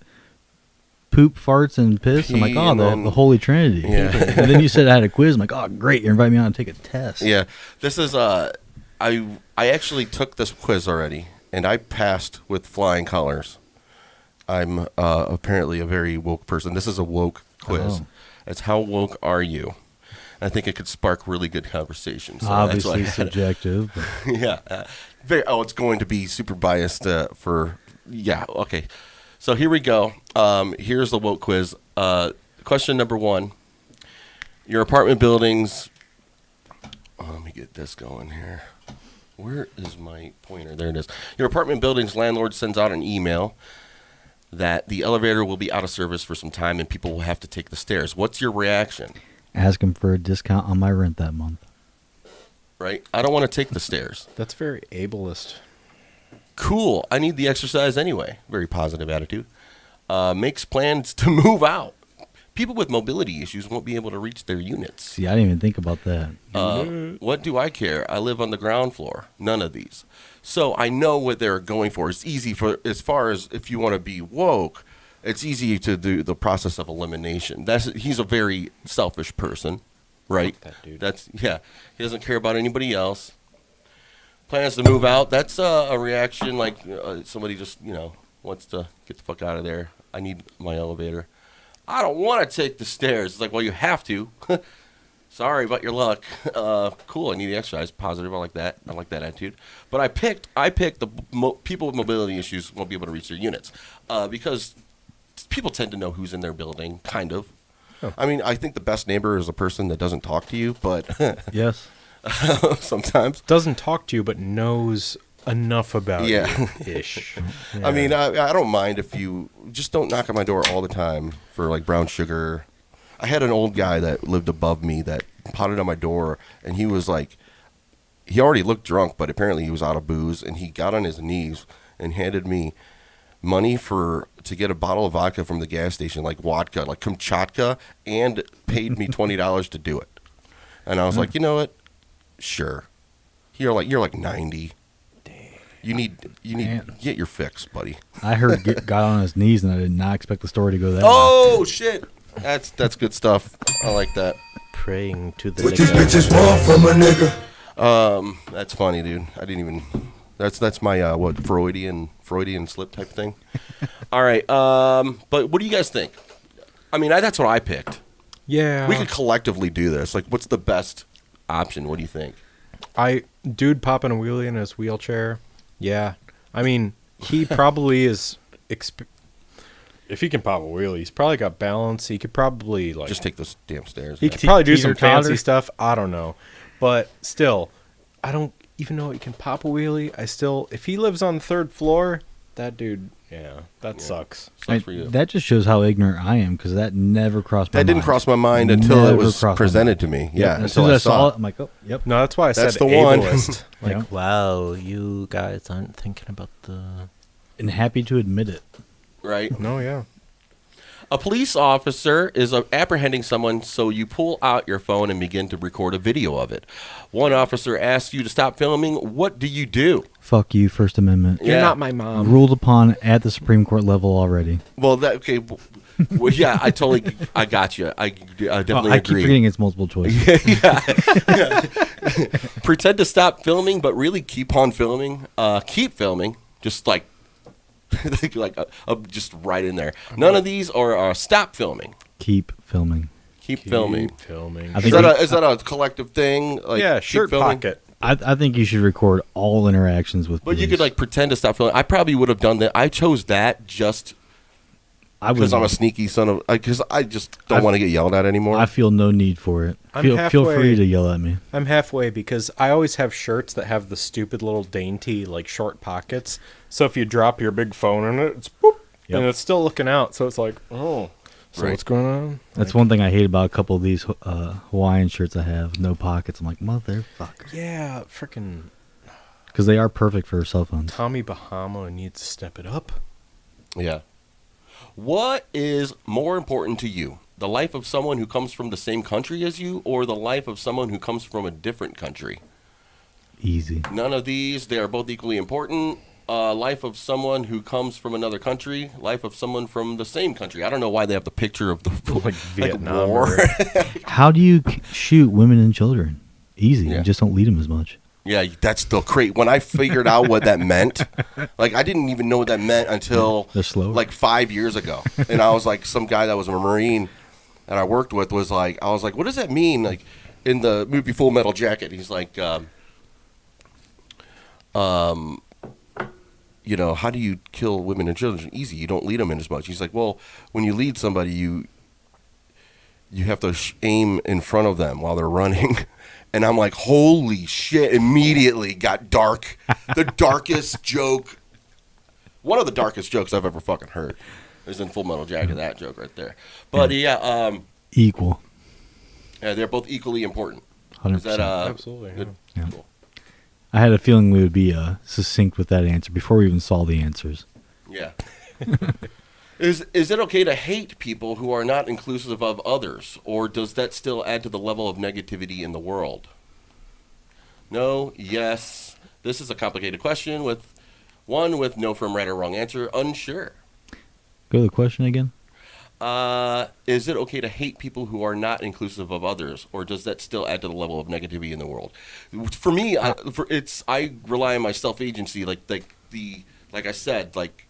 What's the best thing for me to do as a good person? That's just my decision. My first thought is yes, it's okay to hate. Yeah, that's what I want to give. I also that respect freedom. their right to do so. Yeah. But It's I do not have to like it. Hate is such a powerful word. It's one of those hate. Like I don't think hate is okay. Don't get me wrong, but I don't think it's. I'm gonna, like I said, use force against you for hating. Like you know what I mean? Like living in the United States, being a white man in the United States, I don't think we understand hate. Like it's literally subjective. Where like even people that lived and survived the Holocaust that were not Jewish or bisexual or anything like that had handicapped. Yeah. Like. They didn't necessarily hate anyone that was put into concentration camps, but it's a tricky thing. So yeah, is it okay to hate people who are not inclusive with others? Was it okay to hate Nazis? Right. Back you know then, what I mean? To go along with that? Mein Kampf is still being produced, and yet there's Dr. Seuss books that you can't buy. But the Dr. Seuss thing, it wasn't forced upon them by anybody. The publisher chose to. Which one thing that I have a hard time grasping with a lot of libertarians is the whole IP issue with intellectual property. I'm still having a hard time grasping that because I don't quite understand the logic behind it. They don't believe that anything should be losing the word, starts with a C.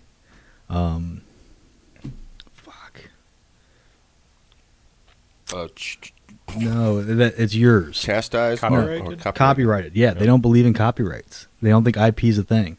Once you write that book, it's out there in the world. I've read it. I should be able to just remake that book. Yeah. I have a hard time grasping that. But yeah, that is a tricky libertarian philosophy. Yes, that's the only one that I have a real hard time with. Mm-hmm. But I mean, that was a private publisher that chose not to publish those books anymore. Yeah. So I mean, it's not cancel culture. There was no big argument against it. They just chose not to. So if you go to private rights, it's their right to do that. Same thing with Pepe Le Pew. There's no march in the streets calling for the cancellation of Pepe Le Pew. Was Pepe Le Pew a scumbag? Yeah, I think he was. And I mean, I laughed about it when I was a little kid. I'm like, this dude's a fucking little bit of a scumbag, because he's just chasing tail the whole time. But I mean, it's their right to not. Yeah, that's fine. I get why people are uncomfortable with that. When I'm a kid, the last thing I'm thinking is he's gonna rape. I just pictured like, ooh la la, I like this girl, and you know what I mean. You're pure mind as a child. Maybe it's because I grew up with 3 sisters. I'm not sure. One being much older than I am.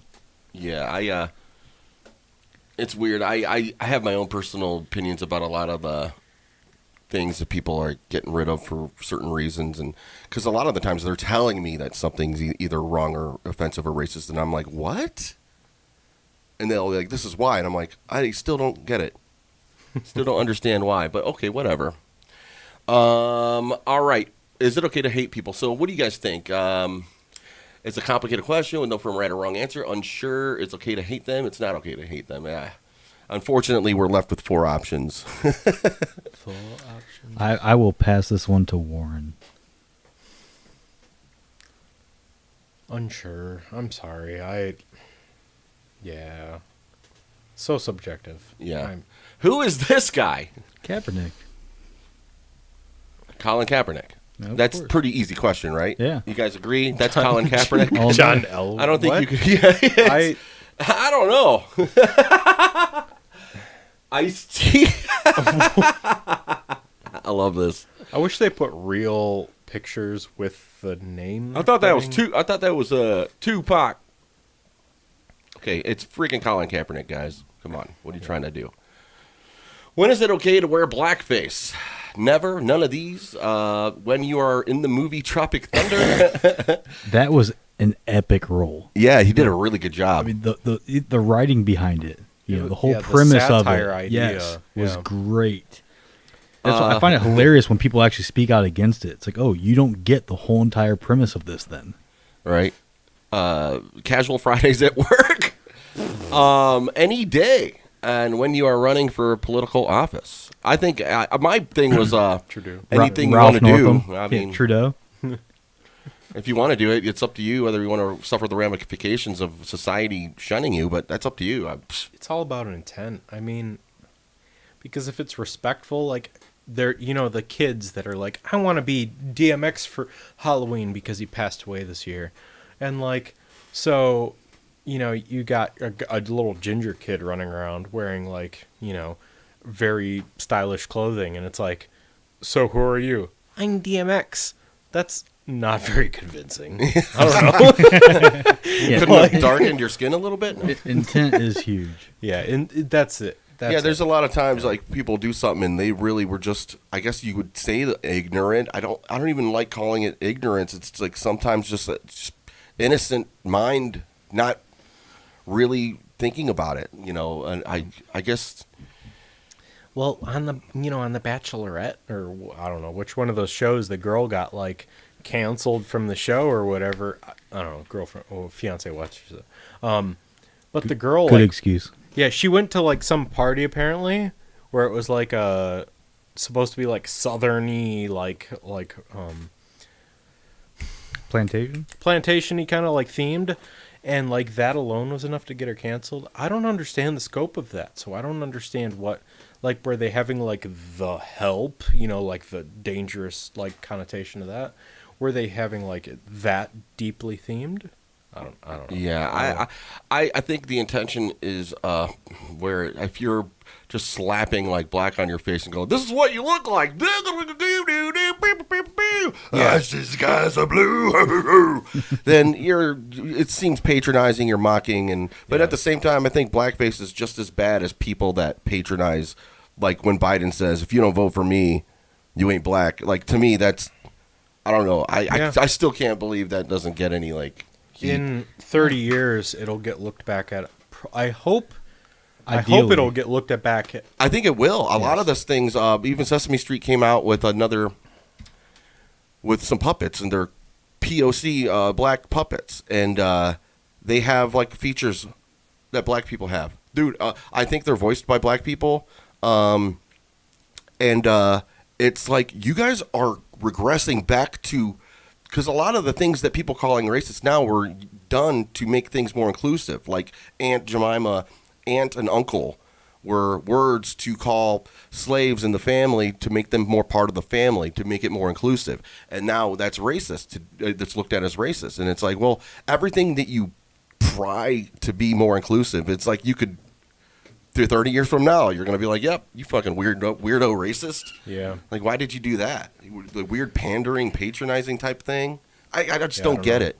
It's really weird to me. I just know LeVar Burton reading Rainbow. Yeah. Like, that dude, he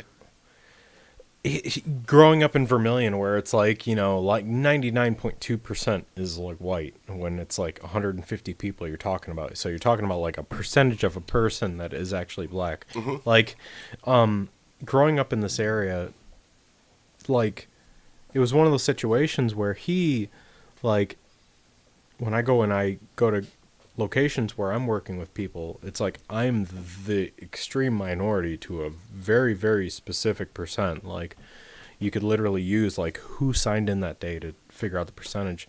Like, I feel like that was a really good example of where growing up and having that kind of exposure was good, because like he not only presented himself in a very optimistic, and he was fun, and he taught, but Star Trek and even whatnot. But a moral story is like, I don't know where I was going with this. Well, he was great. I was gonna say his skin color I didn't even think about it. It wasn't like a part of my mind. That's where I was going with it. And like my heroes were all, if anything, like all my heroes and all my singers growing up. And we were the only white family at one point growing up, and it was super normal. I actually wanted to live there because we had a bigger backyard, and it was between that place and a very white dominant neighborhood with a small backyard. And I was like, my parents were kind of like, where should we go? And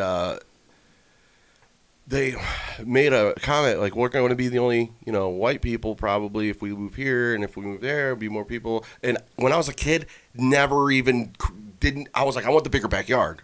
Yeah, what are you discussing? Because that's irrelevant. Like, it was relevant. I mean, we ended up moving there, and it was, you know, whatever decision. My dad was a deacon at church.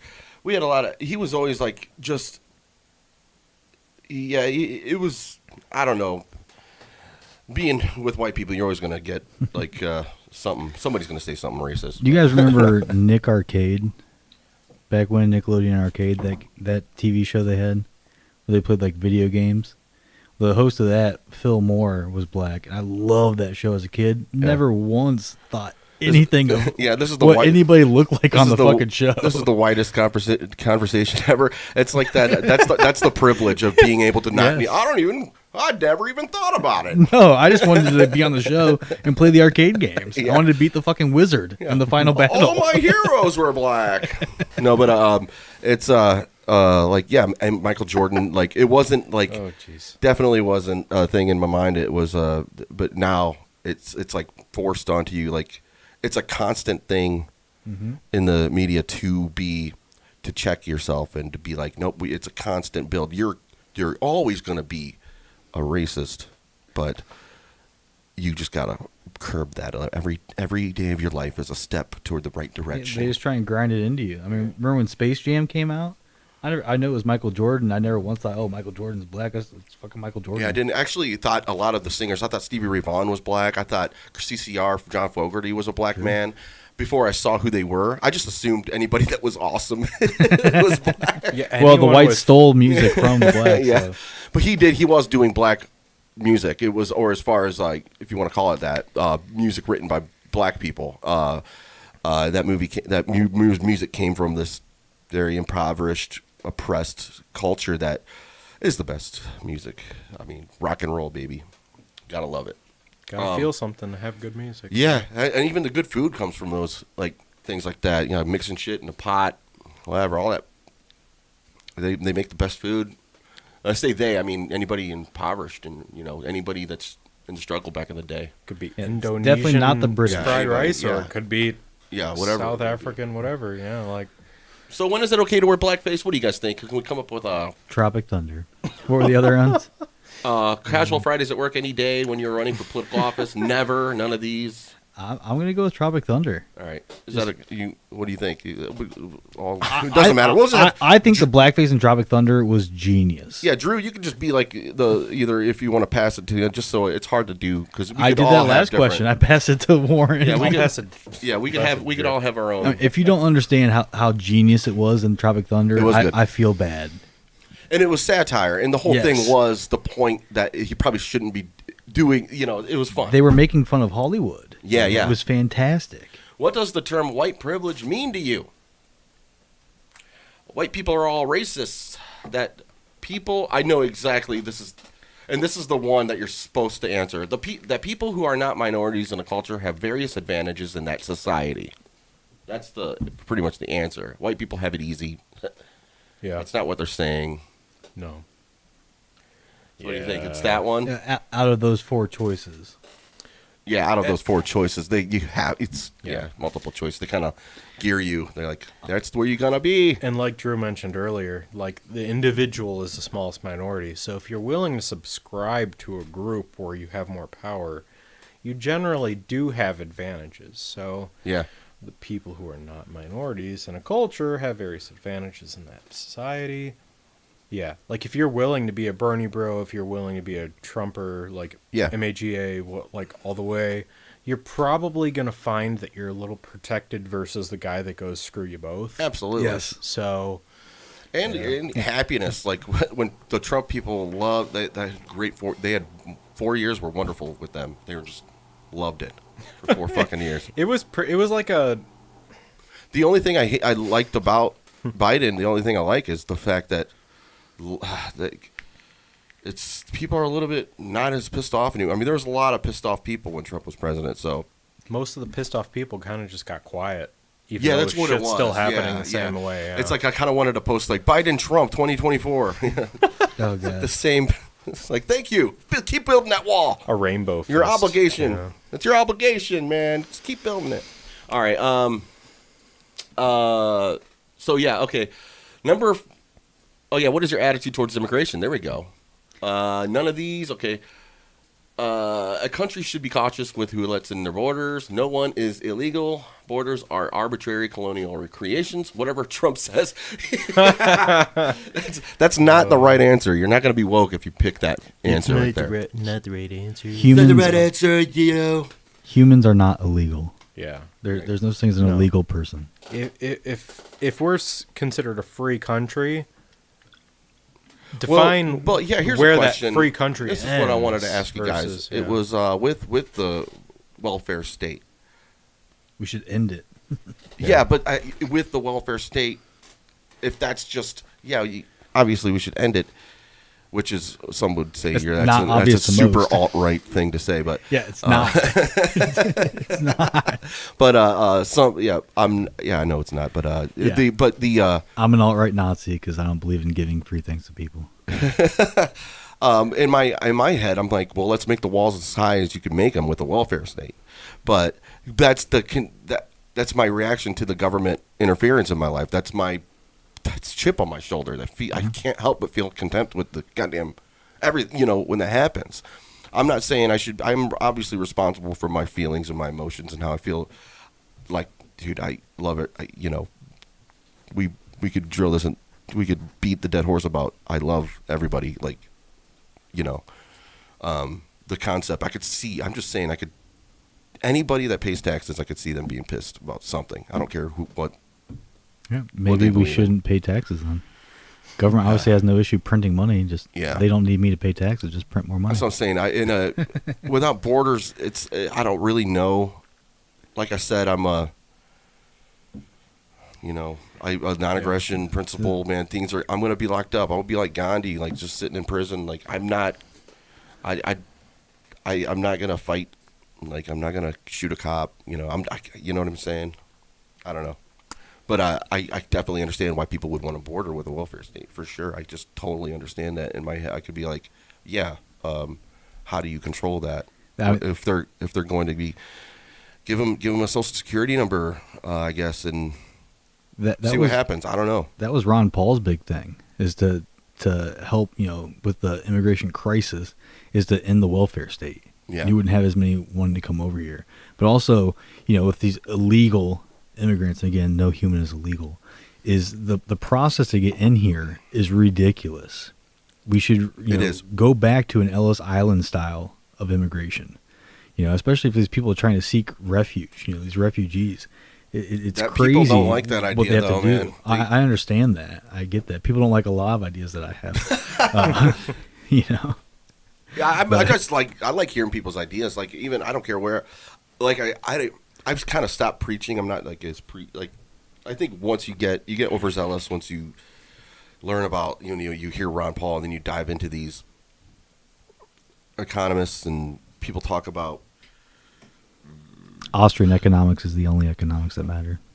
Yeah, there's a lot of things I need to learn. There's a lot of things I need to. This whole podcast is like a therapy learning session for me. Like most of the time.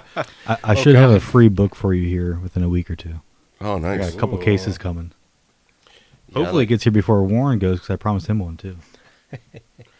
And like a lot of times, like the comedy I'll listen to is there's some people. It seems there's so many libertarians everywhere, and it's amazing they only got 1%. It's just so discouraging. And Spike Cohen, an interview with him and Dave Smith, he was saying like people were congratulating him and giving him well done. He's like, well done, only 1%. Second best showing ever, but yes, it was a bad showing. Yeah, and I can't help but. Yeah, I totally understand the libertarian discouragement. It's like that, and I saw you on election day. You remember that? Yeah, I stood outside the polling place for like 6.5 hours with a "fuck both of them" sign. Yeah, Joe Jorgensen. I should have took a picture for today's show just to show the people. That was nice. That was fun. That was good. Good for you, man. It's admirable, man. I love anybody that's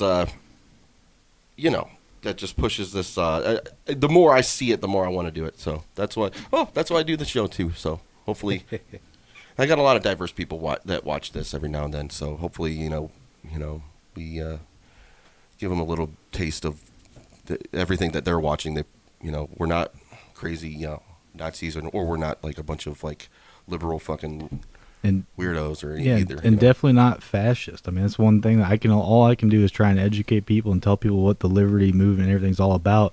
But I would never ever advocate forcing that upon somebody. Yeah, I mean, it's actually the best. But the other sides love to do that. The best, like my side's the only way. You have to do it this way.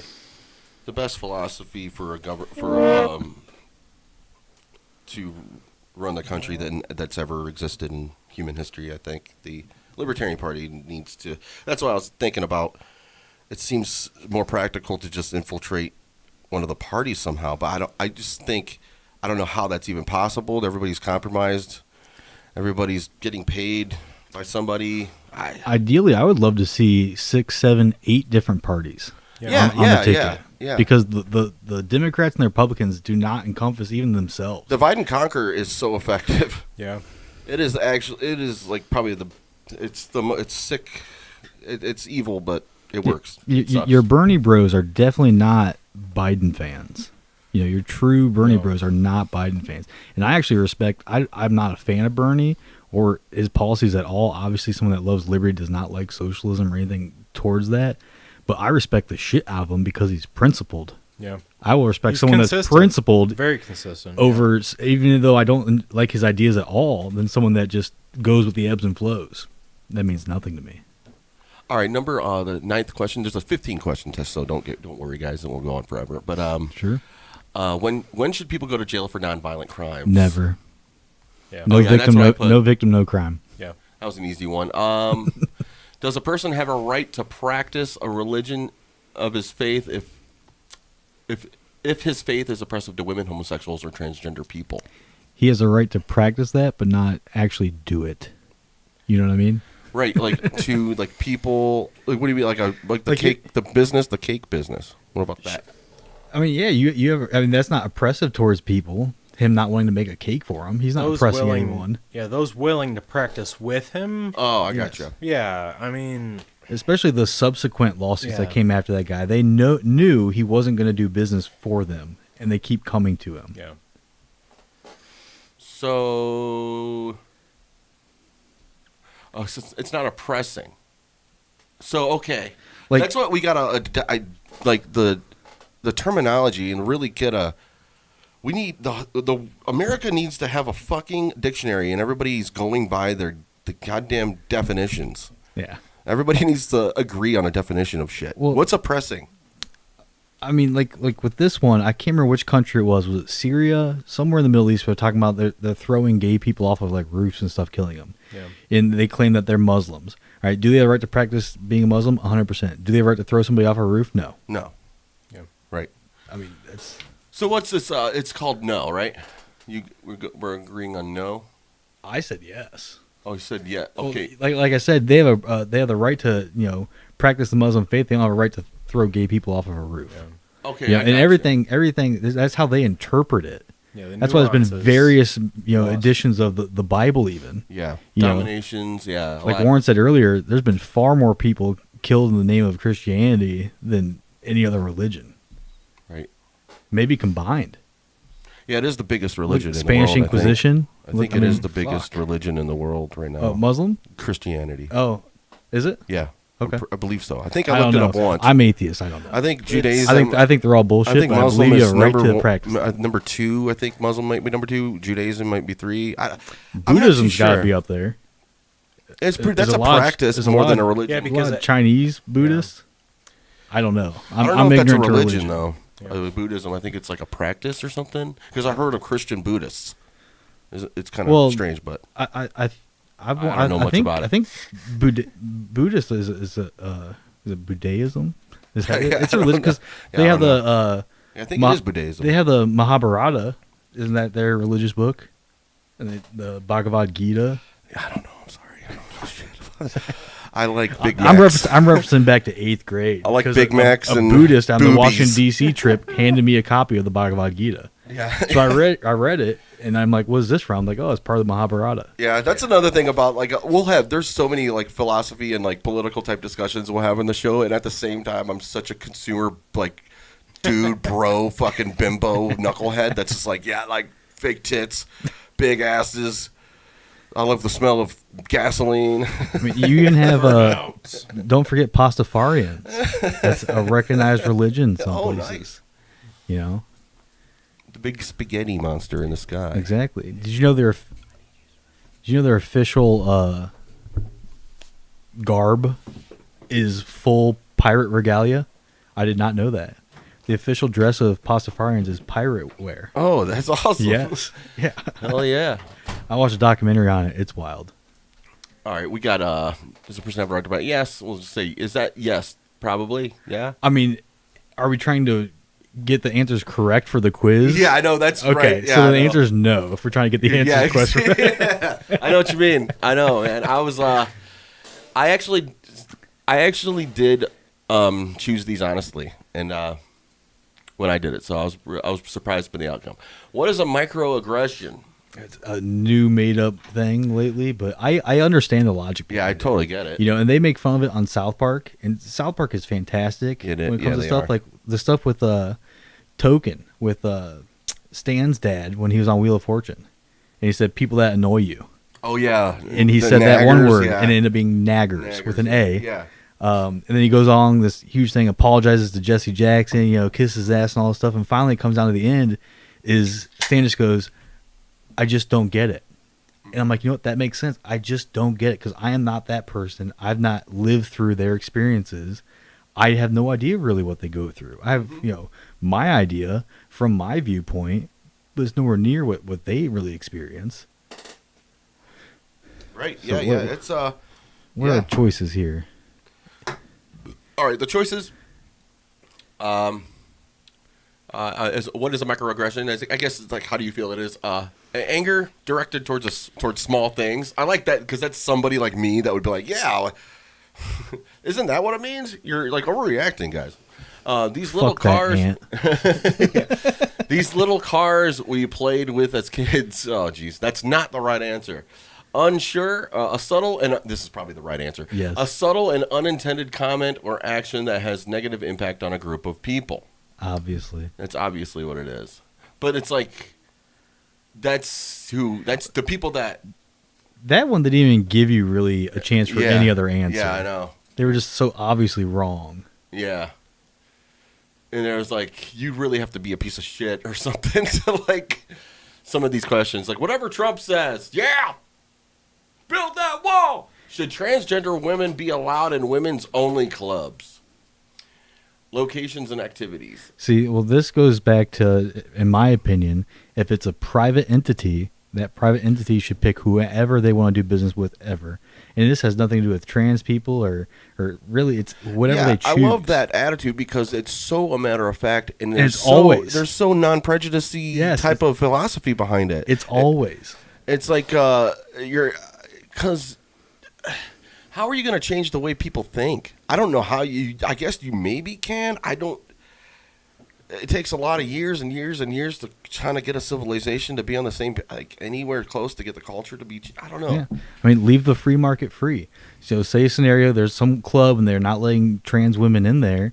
You can picket it, you can petition it, you can tell the world about it. Other people that aren't a trans woman but sympathize with them, or that want them to be included in things, they'll also boycott that business. And the free market will dictate how it works out. It may just fail. Or, hey, start your own club. Yeah. You might just start getting donations pouring in from everywhere. Look at that chick that put Gorilla Glue in her hair. This has nothing to do with trans people, but you know what I'm talking about? She put Gorilla Glue on her hair, and she gets tens of thousands of dollars donated to her. Yeah. People pay for the surgery and all that stuff. That's all free market. Nobody forced anybody to do any of that stuff. Oh, that's great. People wanted to. Yeah, man. It's good to know that. I mean, that's a beaut. The internet makes that really possible a lot, dude.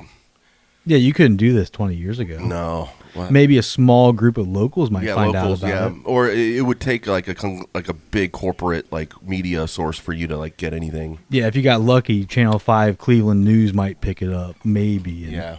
The internet is amazing. Oh.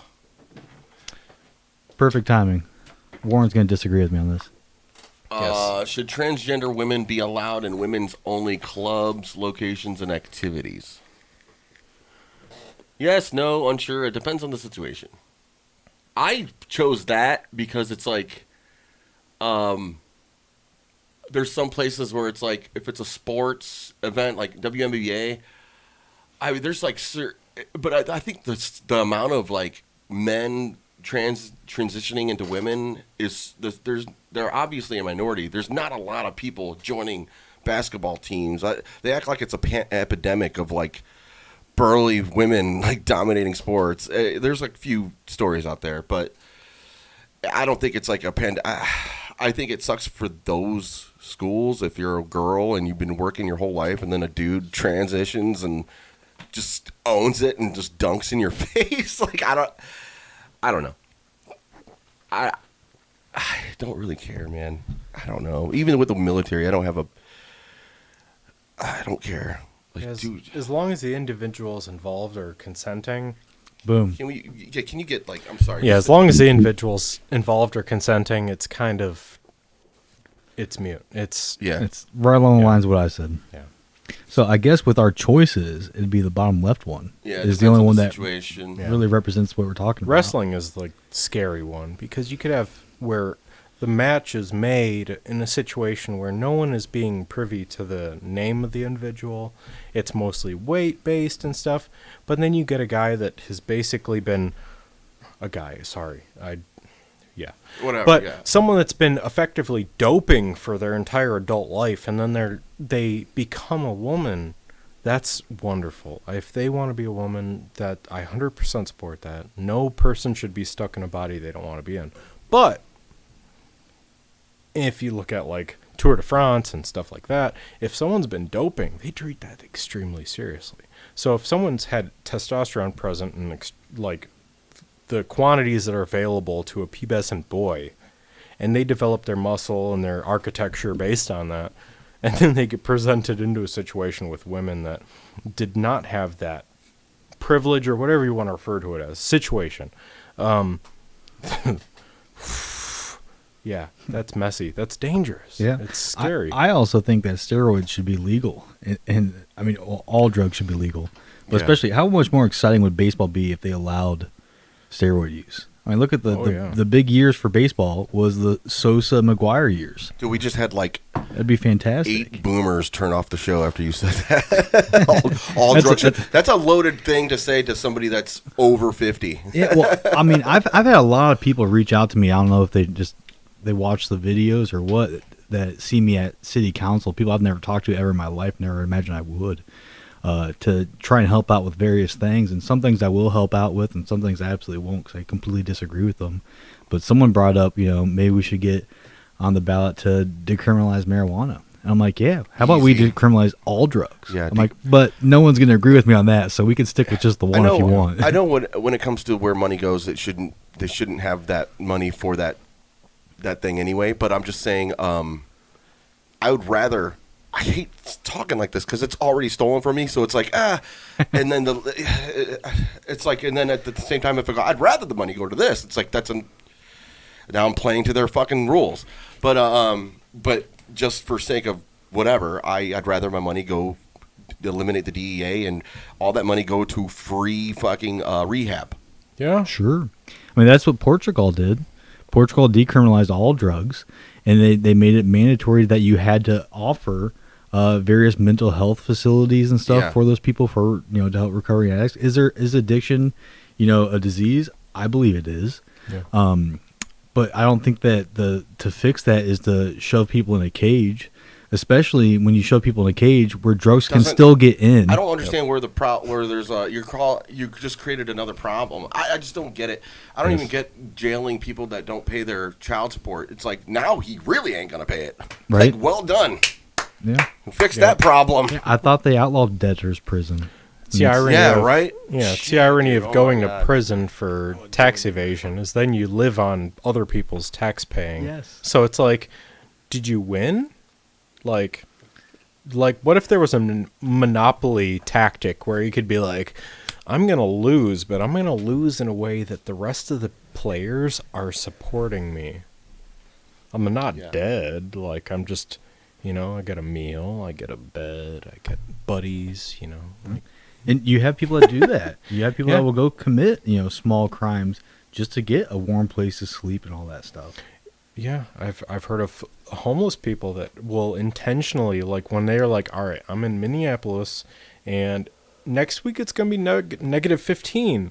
So I'm going to go to this department store, and I'm going to grab a whatever expensive thing, and I'm just going to walk out and just wait for them to call me out on it. And be like, I'm leaving with this. Like, I've heard of that, and it makes sense. I mean, no individual, like, it's hairy edges. Sorry. Right. Yeah. All right. Keep getting on all these Liberty transits. Yeah, I love it, man. How long has a transgender man been a man for? She's not. That's not the answer. She's not a man, Lordy. And then it has since he transitioned, like, obviously he's super woke. Oh no, he's not as woke as since he started dressing as a man. His whole life. That's the woke answer. I know that's the woke answer. This is a terrible question. I don't know. I'm ask ignorant them. to it. Yes. Yeah. It's too nuanced for a I'm not- multiple question. I'm not wrong, or I'm not afraid Like, to I say don't I'm think you can ignorant prove to otherwise something. anything. No. It's okay to be ignorant to things. It just means you don't know. So there was no option for me either. No. But I chose. It's somewhere in between his whole life and since he transitioned. Because I'm sure someone believes I'm a man far before they transition, especially years ago before it was as socially acceptable. There's a biological standpoint people are real stubborn with too. That's like, well, they're not a man. If we're gonna say gender's a social construct, then yes, they were a woman their whole life. I guess if it's a construct, but if you're gonna talk about biologically, no, like that. They are never going to be a woman. That's a big problem to have. That's why I have a lot of sympathy for these people, because that sucks. To be born the wrong gender and you think you're or the wrong sex. You know what I mean? Like, yeah, that's terrifying. For me, the whole thing is I'm not a scientist. I'm not a psychologist. I don't know any of this stuff. I'm ignorant to it. I honestly don't care. You want to be whatever you want to be, cool. Yeah, and you don't care, not to be taken wrong. It's more of a situation where it's like, be you. Yeah. Like, and most people would take me saying that wrong. And I knew that. And that's why I said that, because I didn't want you to. I didn't Yes. want you to be taken wrong on that. Yeah. And I will be still. Yeah. Even with you clarifying. But you understood exactly where I was such is coming the from. nuance of reality. Yes. Like, yeah. most people at the fun that listen to this everybody's pretty Laughing or something. Yeah, they're like, get back to like do something. If they had a Get back to pee-pee, the they're jokes. probably a dude. Like, Where the poop jokes go. yeah. Sorry, Yeah, there's not really a Yeah, we're kind of like the most buzzkill possible. Like, No, this is fine. This is good. It's especially, dude. It's what I love about podcasts is like there's always one person that a lot of times maybe you guys have said something that I didn't catch or react to right away. Somebody else did, and or I'll have somebody on that says a joke and I totally didn't get it and just breeze past it, and then I'll rewatch something and I'll be like, oh my god, that's hilarious. The whole thing, just three people talking. It's fun. It's the fun box. Just talking into a mic. I like phallic shaped objects in front of my face. sound effects are always better. But I did it. I when I got to this question, when I did it, I hit she's not a man just to be that guy. Yeah, why is Ben Shapiro covering his eye? Well, it's he's got not butt chin, because his never wife mind. squirted, and I know that. Ooh. I mean the idea that you're going to tell me that you're a woman and not Fast enough. I like those the things that are, Ben Shapiro owns a liberal. Have you ever seen his sister? his sister. He's like arguing with like 20-year-olds. It's like, yeah, I hope you own him. Right. You are. They're 20. And Have you seen the clip of the girl trying to come after him about transgender stuff? And she goes, well, where does it say that a woman can't be in Boy Scouts? He's like, in the name. In the name Boy of Scouts. Boy Scouts. Oh, and then that gif where all the kids are like fucking like. Yes. Yeah. But all right. I don't know what to really put, guys. What do you guys want to put? I'll defer to Warren. Oh, that's rude. It's your turn now. It is what it is. You kicked it back to me last time. You know what? There's probably some inkling that any person that is willing to subject themselves to changing the literally character of themselves to becoming something else probably started pretty early. So if we're talking about bias towards percentage, we're probably talking whole life. That would be my guess. Yeah, because no one's going to be like the day they transitioned is like some momentary thing where they're like, oh yeah, yesterday I was completely a man and today or whatever. Like the sense he transitioned is a trap, because no one transitions without the intention of or the understanding that that's what they are. I think that's part of the process for I mean, now and again, ignorance. When it says transitioned, I'm not just sure if that's when they start dressing as their preferred gender, or if that's if Made that decision, or if they go operation style. Yeah. If it goes the operation aspect of it, I'm pretty sure it's in most of their procedures to take time, have them go through psychological evaluation to do it, to make sure that that's what they want to do, because it's obviously not something that's easily reversed. Yeah. Oh, yeah. So, I mean, I would go along with the same thing that you had said. Yeah. Out of those 4 options, because it's not a choice, right? No. From everything that I know, which is not much, it's not a choice. Just like the whole thing about being gay. The surgery is a choice, would be a choice. True, but the whole thing that identifying as, if I just identified as a woman, it's not my choice to do so. It's just how I feel I should be. Like, I didn't choose from what I've gathered. I didn't choose to have a funny feeling in my pants when I watched Who Framed Roger Rabbit and Jessica Rabbit was on the screen. Lord have mercy. Now we're alt-right chauvinists. The hottest cartoon I've ever seen, like probably to this day. If I had to have sex with a cartoon, I heard they took Babs Bunny's bumps out in this new Space Jam. Yeah, she's all frumpy looking. But I'm out of touch. I want some tits. I want to see some tits. I want to see them bunny tits. Yeah, yeah. I love that part in Wayne's World. You guys like that movie? You guys remember that movie, Wayne's World? Yeah. Where he's like, they're chilling at the car, laying on the car. He's like, "Did you think Bugs Bunny was attractive when he dressed up as a woman?" Shouldn't be taboo to talk about, but it's fun. It's fun. Come on, FunBox. Oh, like I said, I'm super. I guess you could call me ignorant. Like, it would take somebody to be like, "Hey, that's what it is." It's like, "Hey, you shouldn't." I don't know. It's like a lot of it is just me not understanding things. So whatever. Nothing should be taboo to talk about, because the only way to combat any kind of bad speech is with good speech. So if you create taboos in talking about things that are becoming very popular, becoming very common on a perspective of percentages, where girls, there'll be a whole friendship, like a crew of girls that will all of a sudden decide that they need to transition, and it probably means that it needs to be more vocal and talked about, and so that they understand and they can get some perspective, and not, I would hate to say anyone would ruin their life over peer pressure from their friends, but obviously lots of people do, whether it's alcohol or whether it's, hey, do the bigger BMX trick, and then, okay, you've just broke your neck. You've literally just ruined the rest of your life as far as perspective of your mechanical ability. It shouldn't be taboo to talk about anything, because the moment you censor people on a topic of how you conduct your life, that's when you start to lose your life. You start to lose the ability to understand, and when you have to start censoring your words based on the pressure of others that don't necessarily understand the idea that, they feel like they're being alienated, but maybe they shouldn't be alienated, because if everyone just talked about it and was like, yeah, dude, I mean, you're a dude, you weren't born a dude, or what is a dude? Yeah.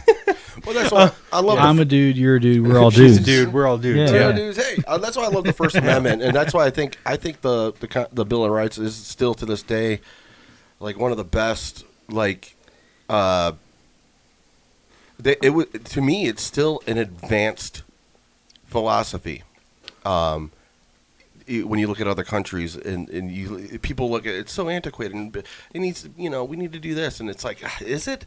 This is a pretty strong thing. The concept of freedom of speech and how good ideas expose bad ideas, and freedom of speech exposes assholes. I think just don't talk to that guy. Yep, exactly. Exactly. One huge misconception is that a lot of people think that these rights are given to us by the government. Our forefathers wrote that just expressing our natural rights that we had already. Yeah, this they want to make almost a theocracy. It's of their philosophy of a philosophy of what they want, what people want, and it's you got to give everybody that ability have an opinion, and it's otherwise it is like theocracy is bound to fail. It's every place Israel. We don't have to talk about Israel, but I just don't think anti-Semite. Yeah, that's a way to get a Republican to call you a Nazi. Say you're against funding Israel. I am against funding Israel. Nazi! I'm against funding everything, though. So it doesn't. Some people even stuff I agree with. Isolationist, yeah. Yes, I hear that all the time. Oh, when I say we shouldn't be the police of the world. Oh, you're an isolationist. No, just leave everybody else the fuck alone. Yeah. If we focus on our own well-being, and when friends ask for help, be like, okay, what is it we can do? Not being like, well, we're going to put 385 bases in your country so that you're effectively ruled by us. Like, I have buddies enlisted and they're getting shipped off and they're like, oh yeah, I'm going to be here. And it's like, wait, what? There's no conflict there. Well, why are there like all these bases in a place that is like completely peaceful? And we're like, understand protection, allies, and world power, and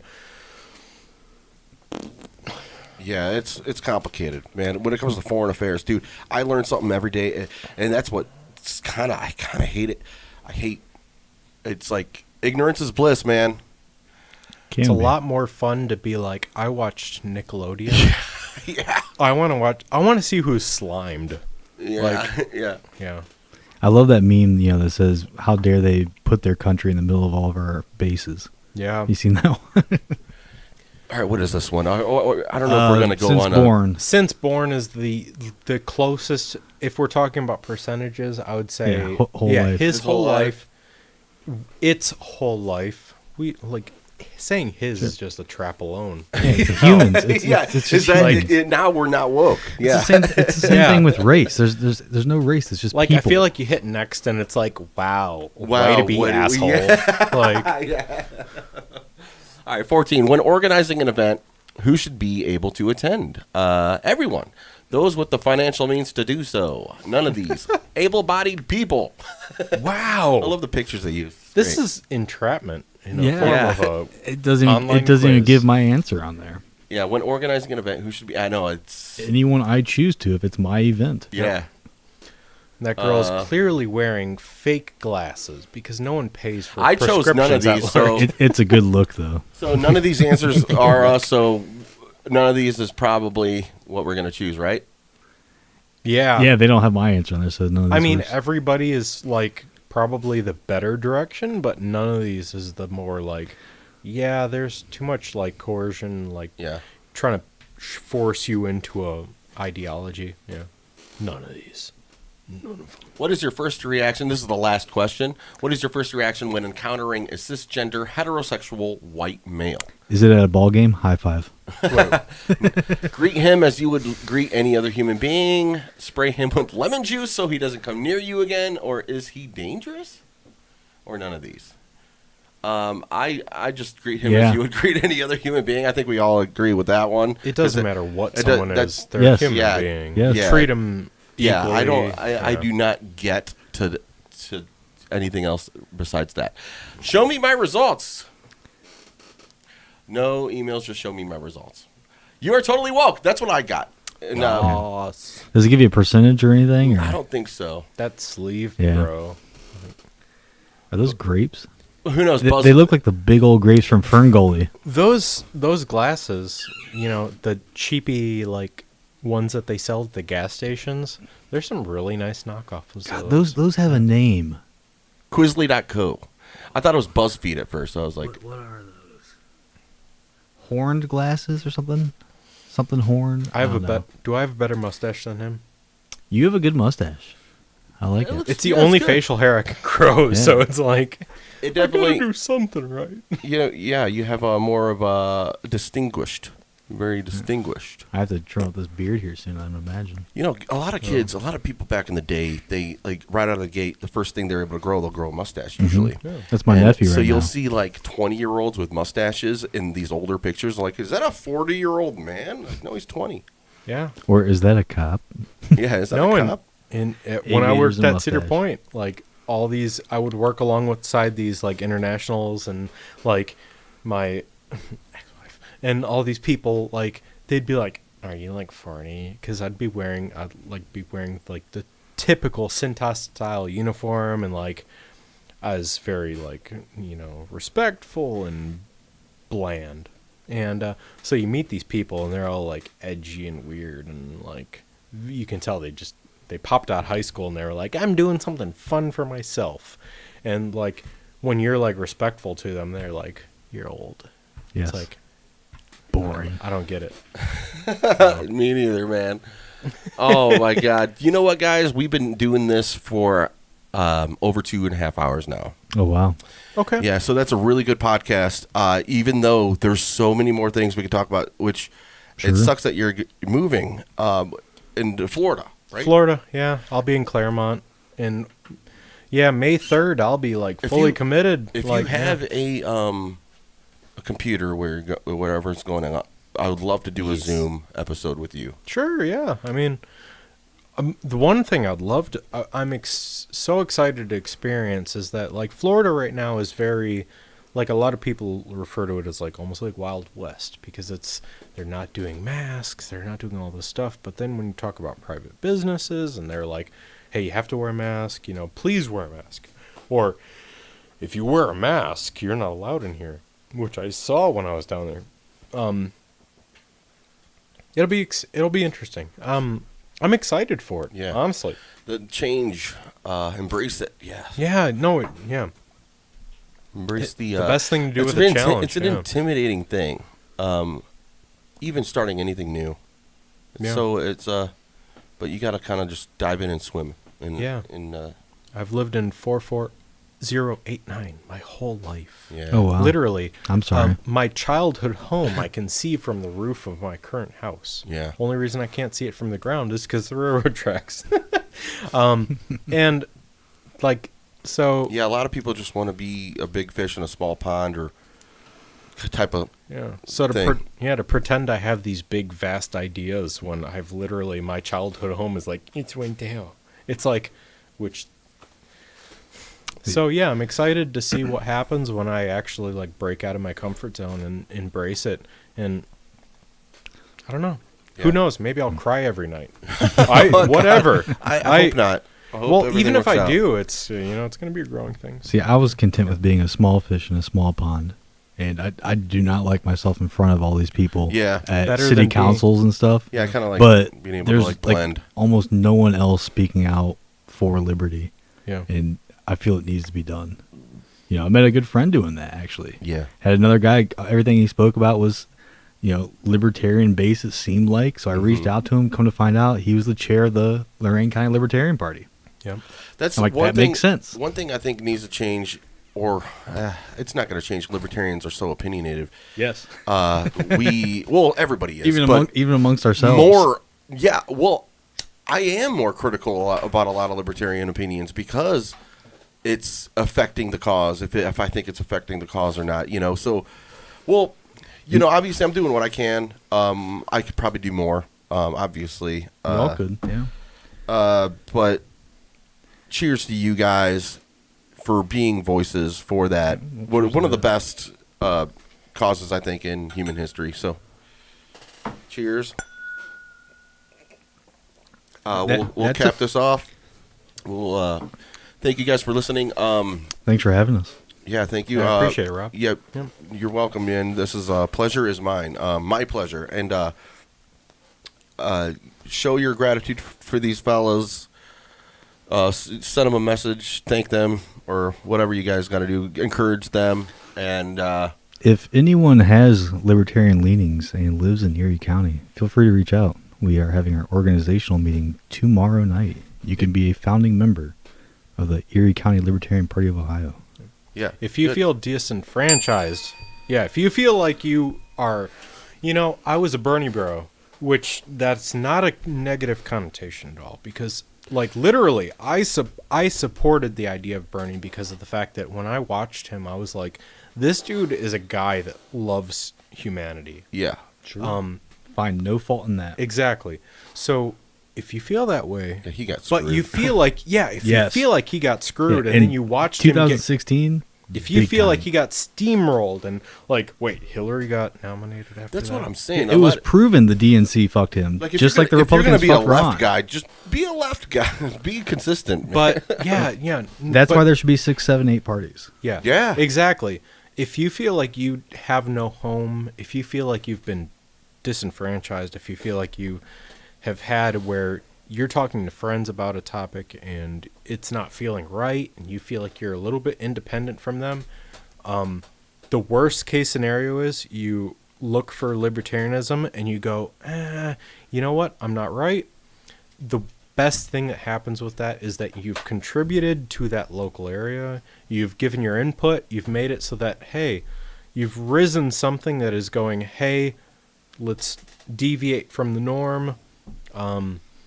And on a local level, the best thing you can do is just kind of like, hold your ground, do your own thing, carry your own torch, whatever analogy you want to use, Hold fart elected your own- officials. like, yeah, seriously. You do you, boo. Yeah, bro. But yeah, man. Damn, I want to keep doing this, but I got to end it at some point. I would say 2.5 hours is great because that's a good block of work that I have to do every day during the week, and that's like it's like the day starts 2.5 hours. We go on break, and if you could listen to a whole podcast through that entire thing, it makes the day go by so good. So I hope whoever's listening to this, hope you had enjoyed, maybe learned something, maybe did some learn something about yourself, and maybe you just have a different perspective on things. If you disagree with something, at least you could be like, well, at least they're not assholes. I might disagree with them, but they're not assholes. And when people disagree, it's probably one of the best things. Yeah, if they actually talk about it. Yeah. But if you Yes. fester and you just hold it within, and you don't actually reach out and go, hey, all right, I love you as a friend. Why do we disagree on this? Yeah, it's like I probably agree with you guys more than I do my own mother, and me and my mother are tight. We're Yeah. fine. I don't want that woman in my life is the most powerful being. You know what I'm saying? So, guys, everybody just relax, shake hands, have a good discussion, and don't drink too much when you do it. Yeah. First thing I thought when you said disagree is reach out to me. I'd love to talk about it. Absolutely. Yeah, and it's no different than the way that you can't have success without failure. Literally. I don't know a single person that I personally consider successful that hasn't gone through the worst of it. Like, and I'm scared because I feel like I haven't experienced failure on. Maybe I have, and it's relative. I don't know. But the people I know that I respect and they've been the most successful as far as what I consider have gone through so much hardship and so much trauma and so much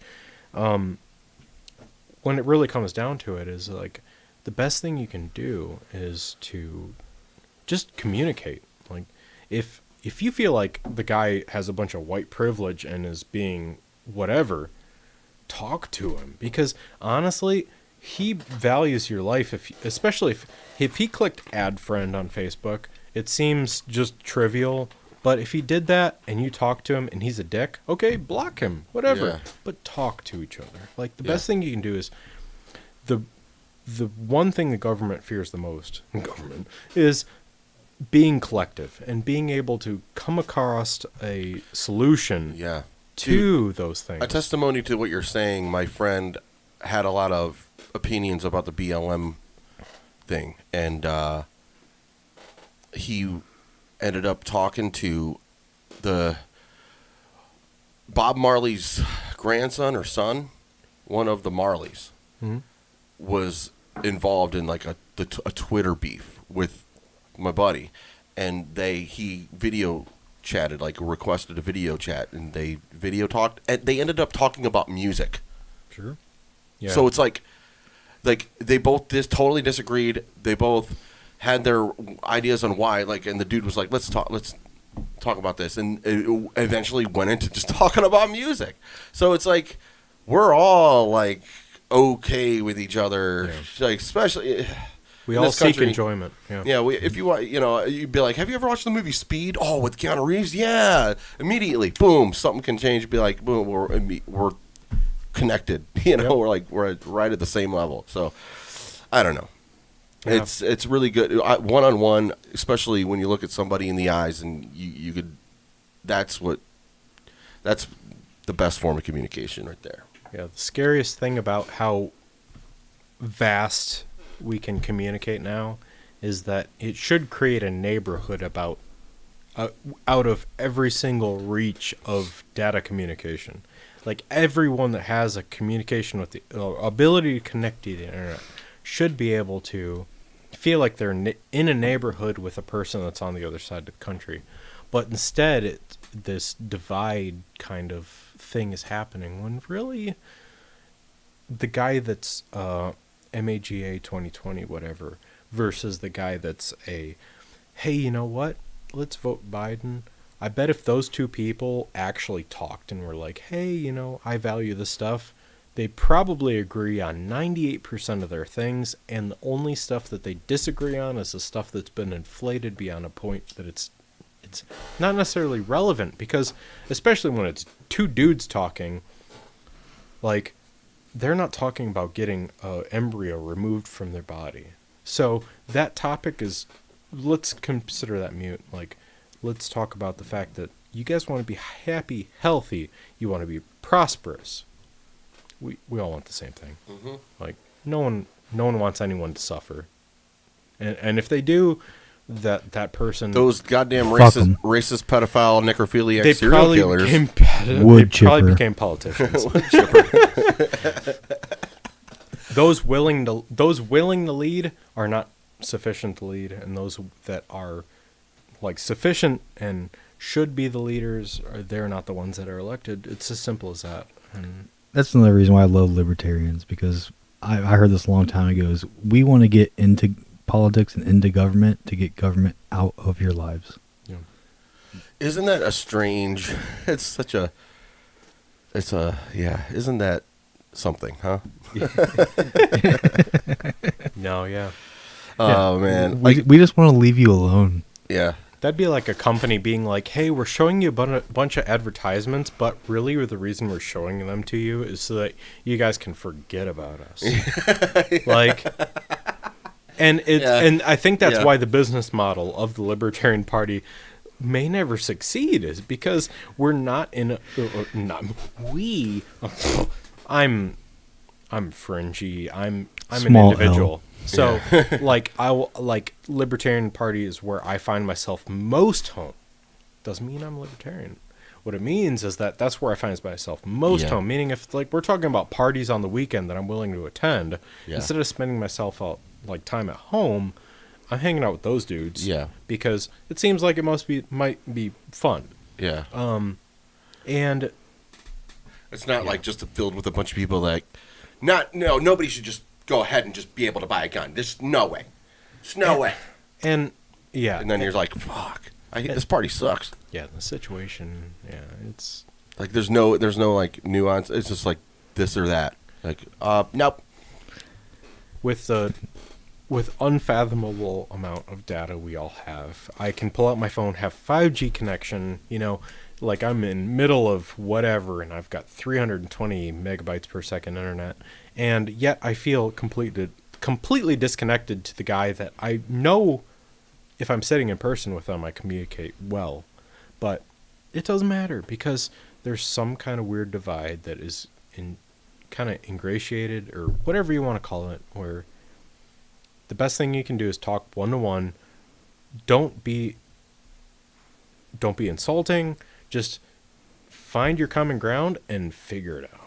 Like, everyone loves each other if they really want to, and if you don't want to love each other, you're probably a dickhead. Yeah, we have more in common. We have more in common with each other than differences, guaranteed. Yes. Live by the NAP, the NAP.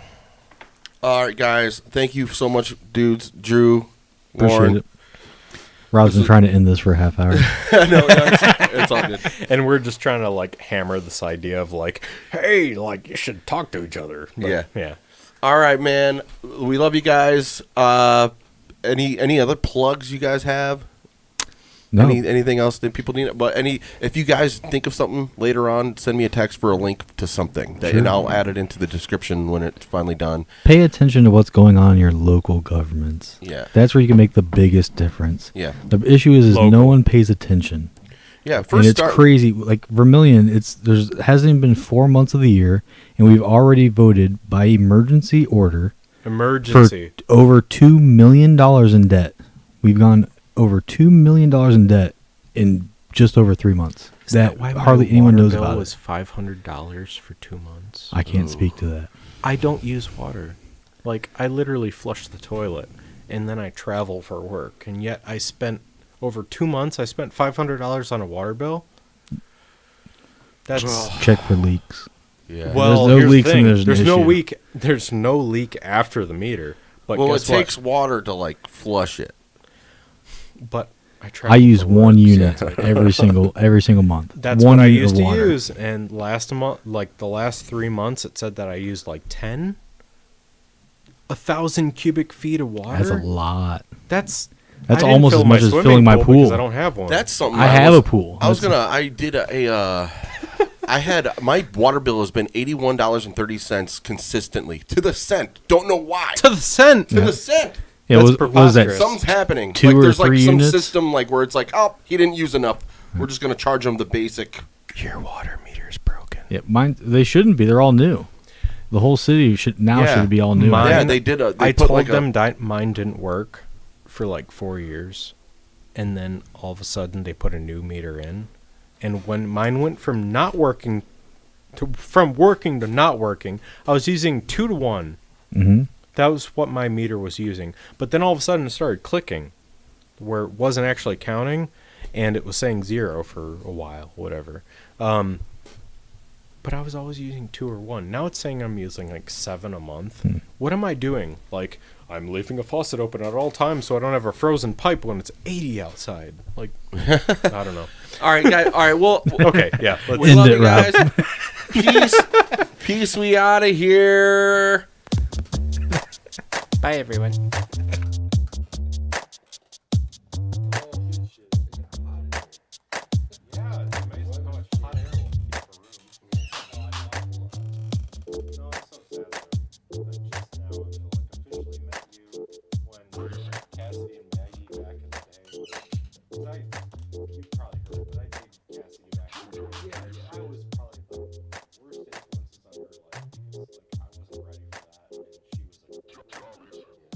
Moral of the story is like, I had a great time getting to understand how much fun she was, and then I heard you guys were like talking, and I was like, great, but moral of the story is like, I was so excited when I heard that you guys actually like come together. She's my best friend, man. It's pretty awesome. Like nobody else, every other girl before her had like this. It seemed like I was being analyzed constantly, like waiting for me to fuck up, or waiting for me to like there you go again, or calling out all my faults. It's like Jesus. Yeah. She never does that. Never did it. And if I bring up something about myself that I criticize, she'll be like, "Yeah, I know you do that." It's like, yeah, but she doesn't drill me about it all the fucking time. Made me a little sad there when you're like, oh yeah, came across you in like 2016. I'm like, man, I remember New Year's Eve at Repco's house in like 2008 or 2009. Oh yeah, yeah, way back. As far as like you started jamming fucking Dustin Kendrew. I'm like, oh my fucking jam. Yeah, he's my man, dude. That dude is cool as fuck. I think I stole your mic the one night up at Quaker. Dude, I know after work and you start singing Dustin. I'm like, rah! Back when I used to drink.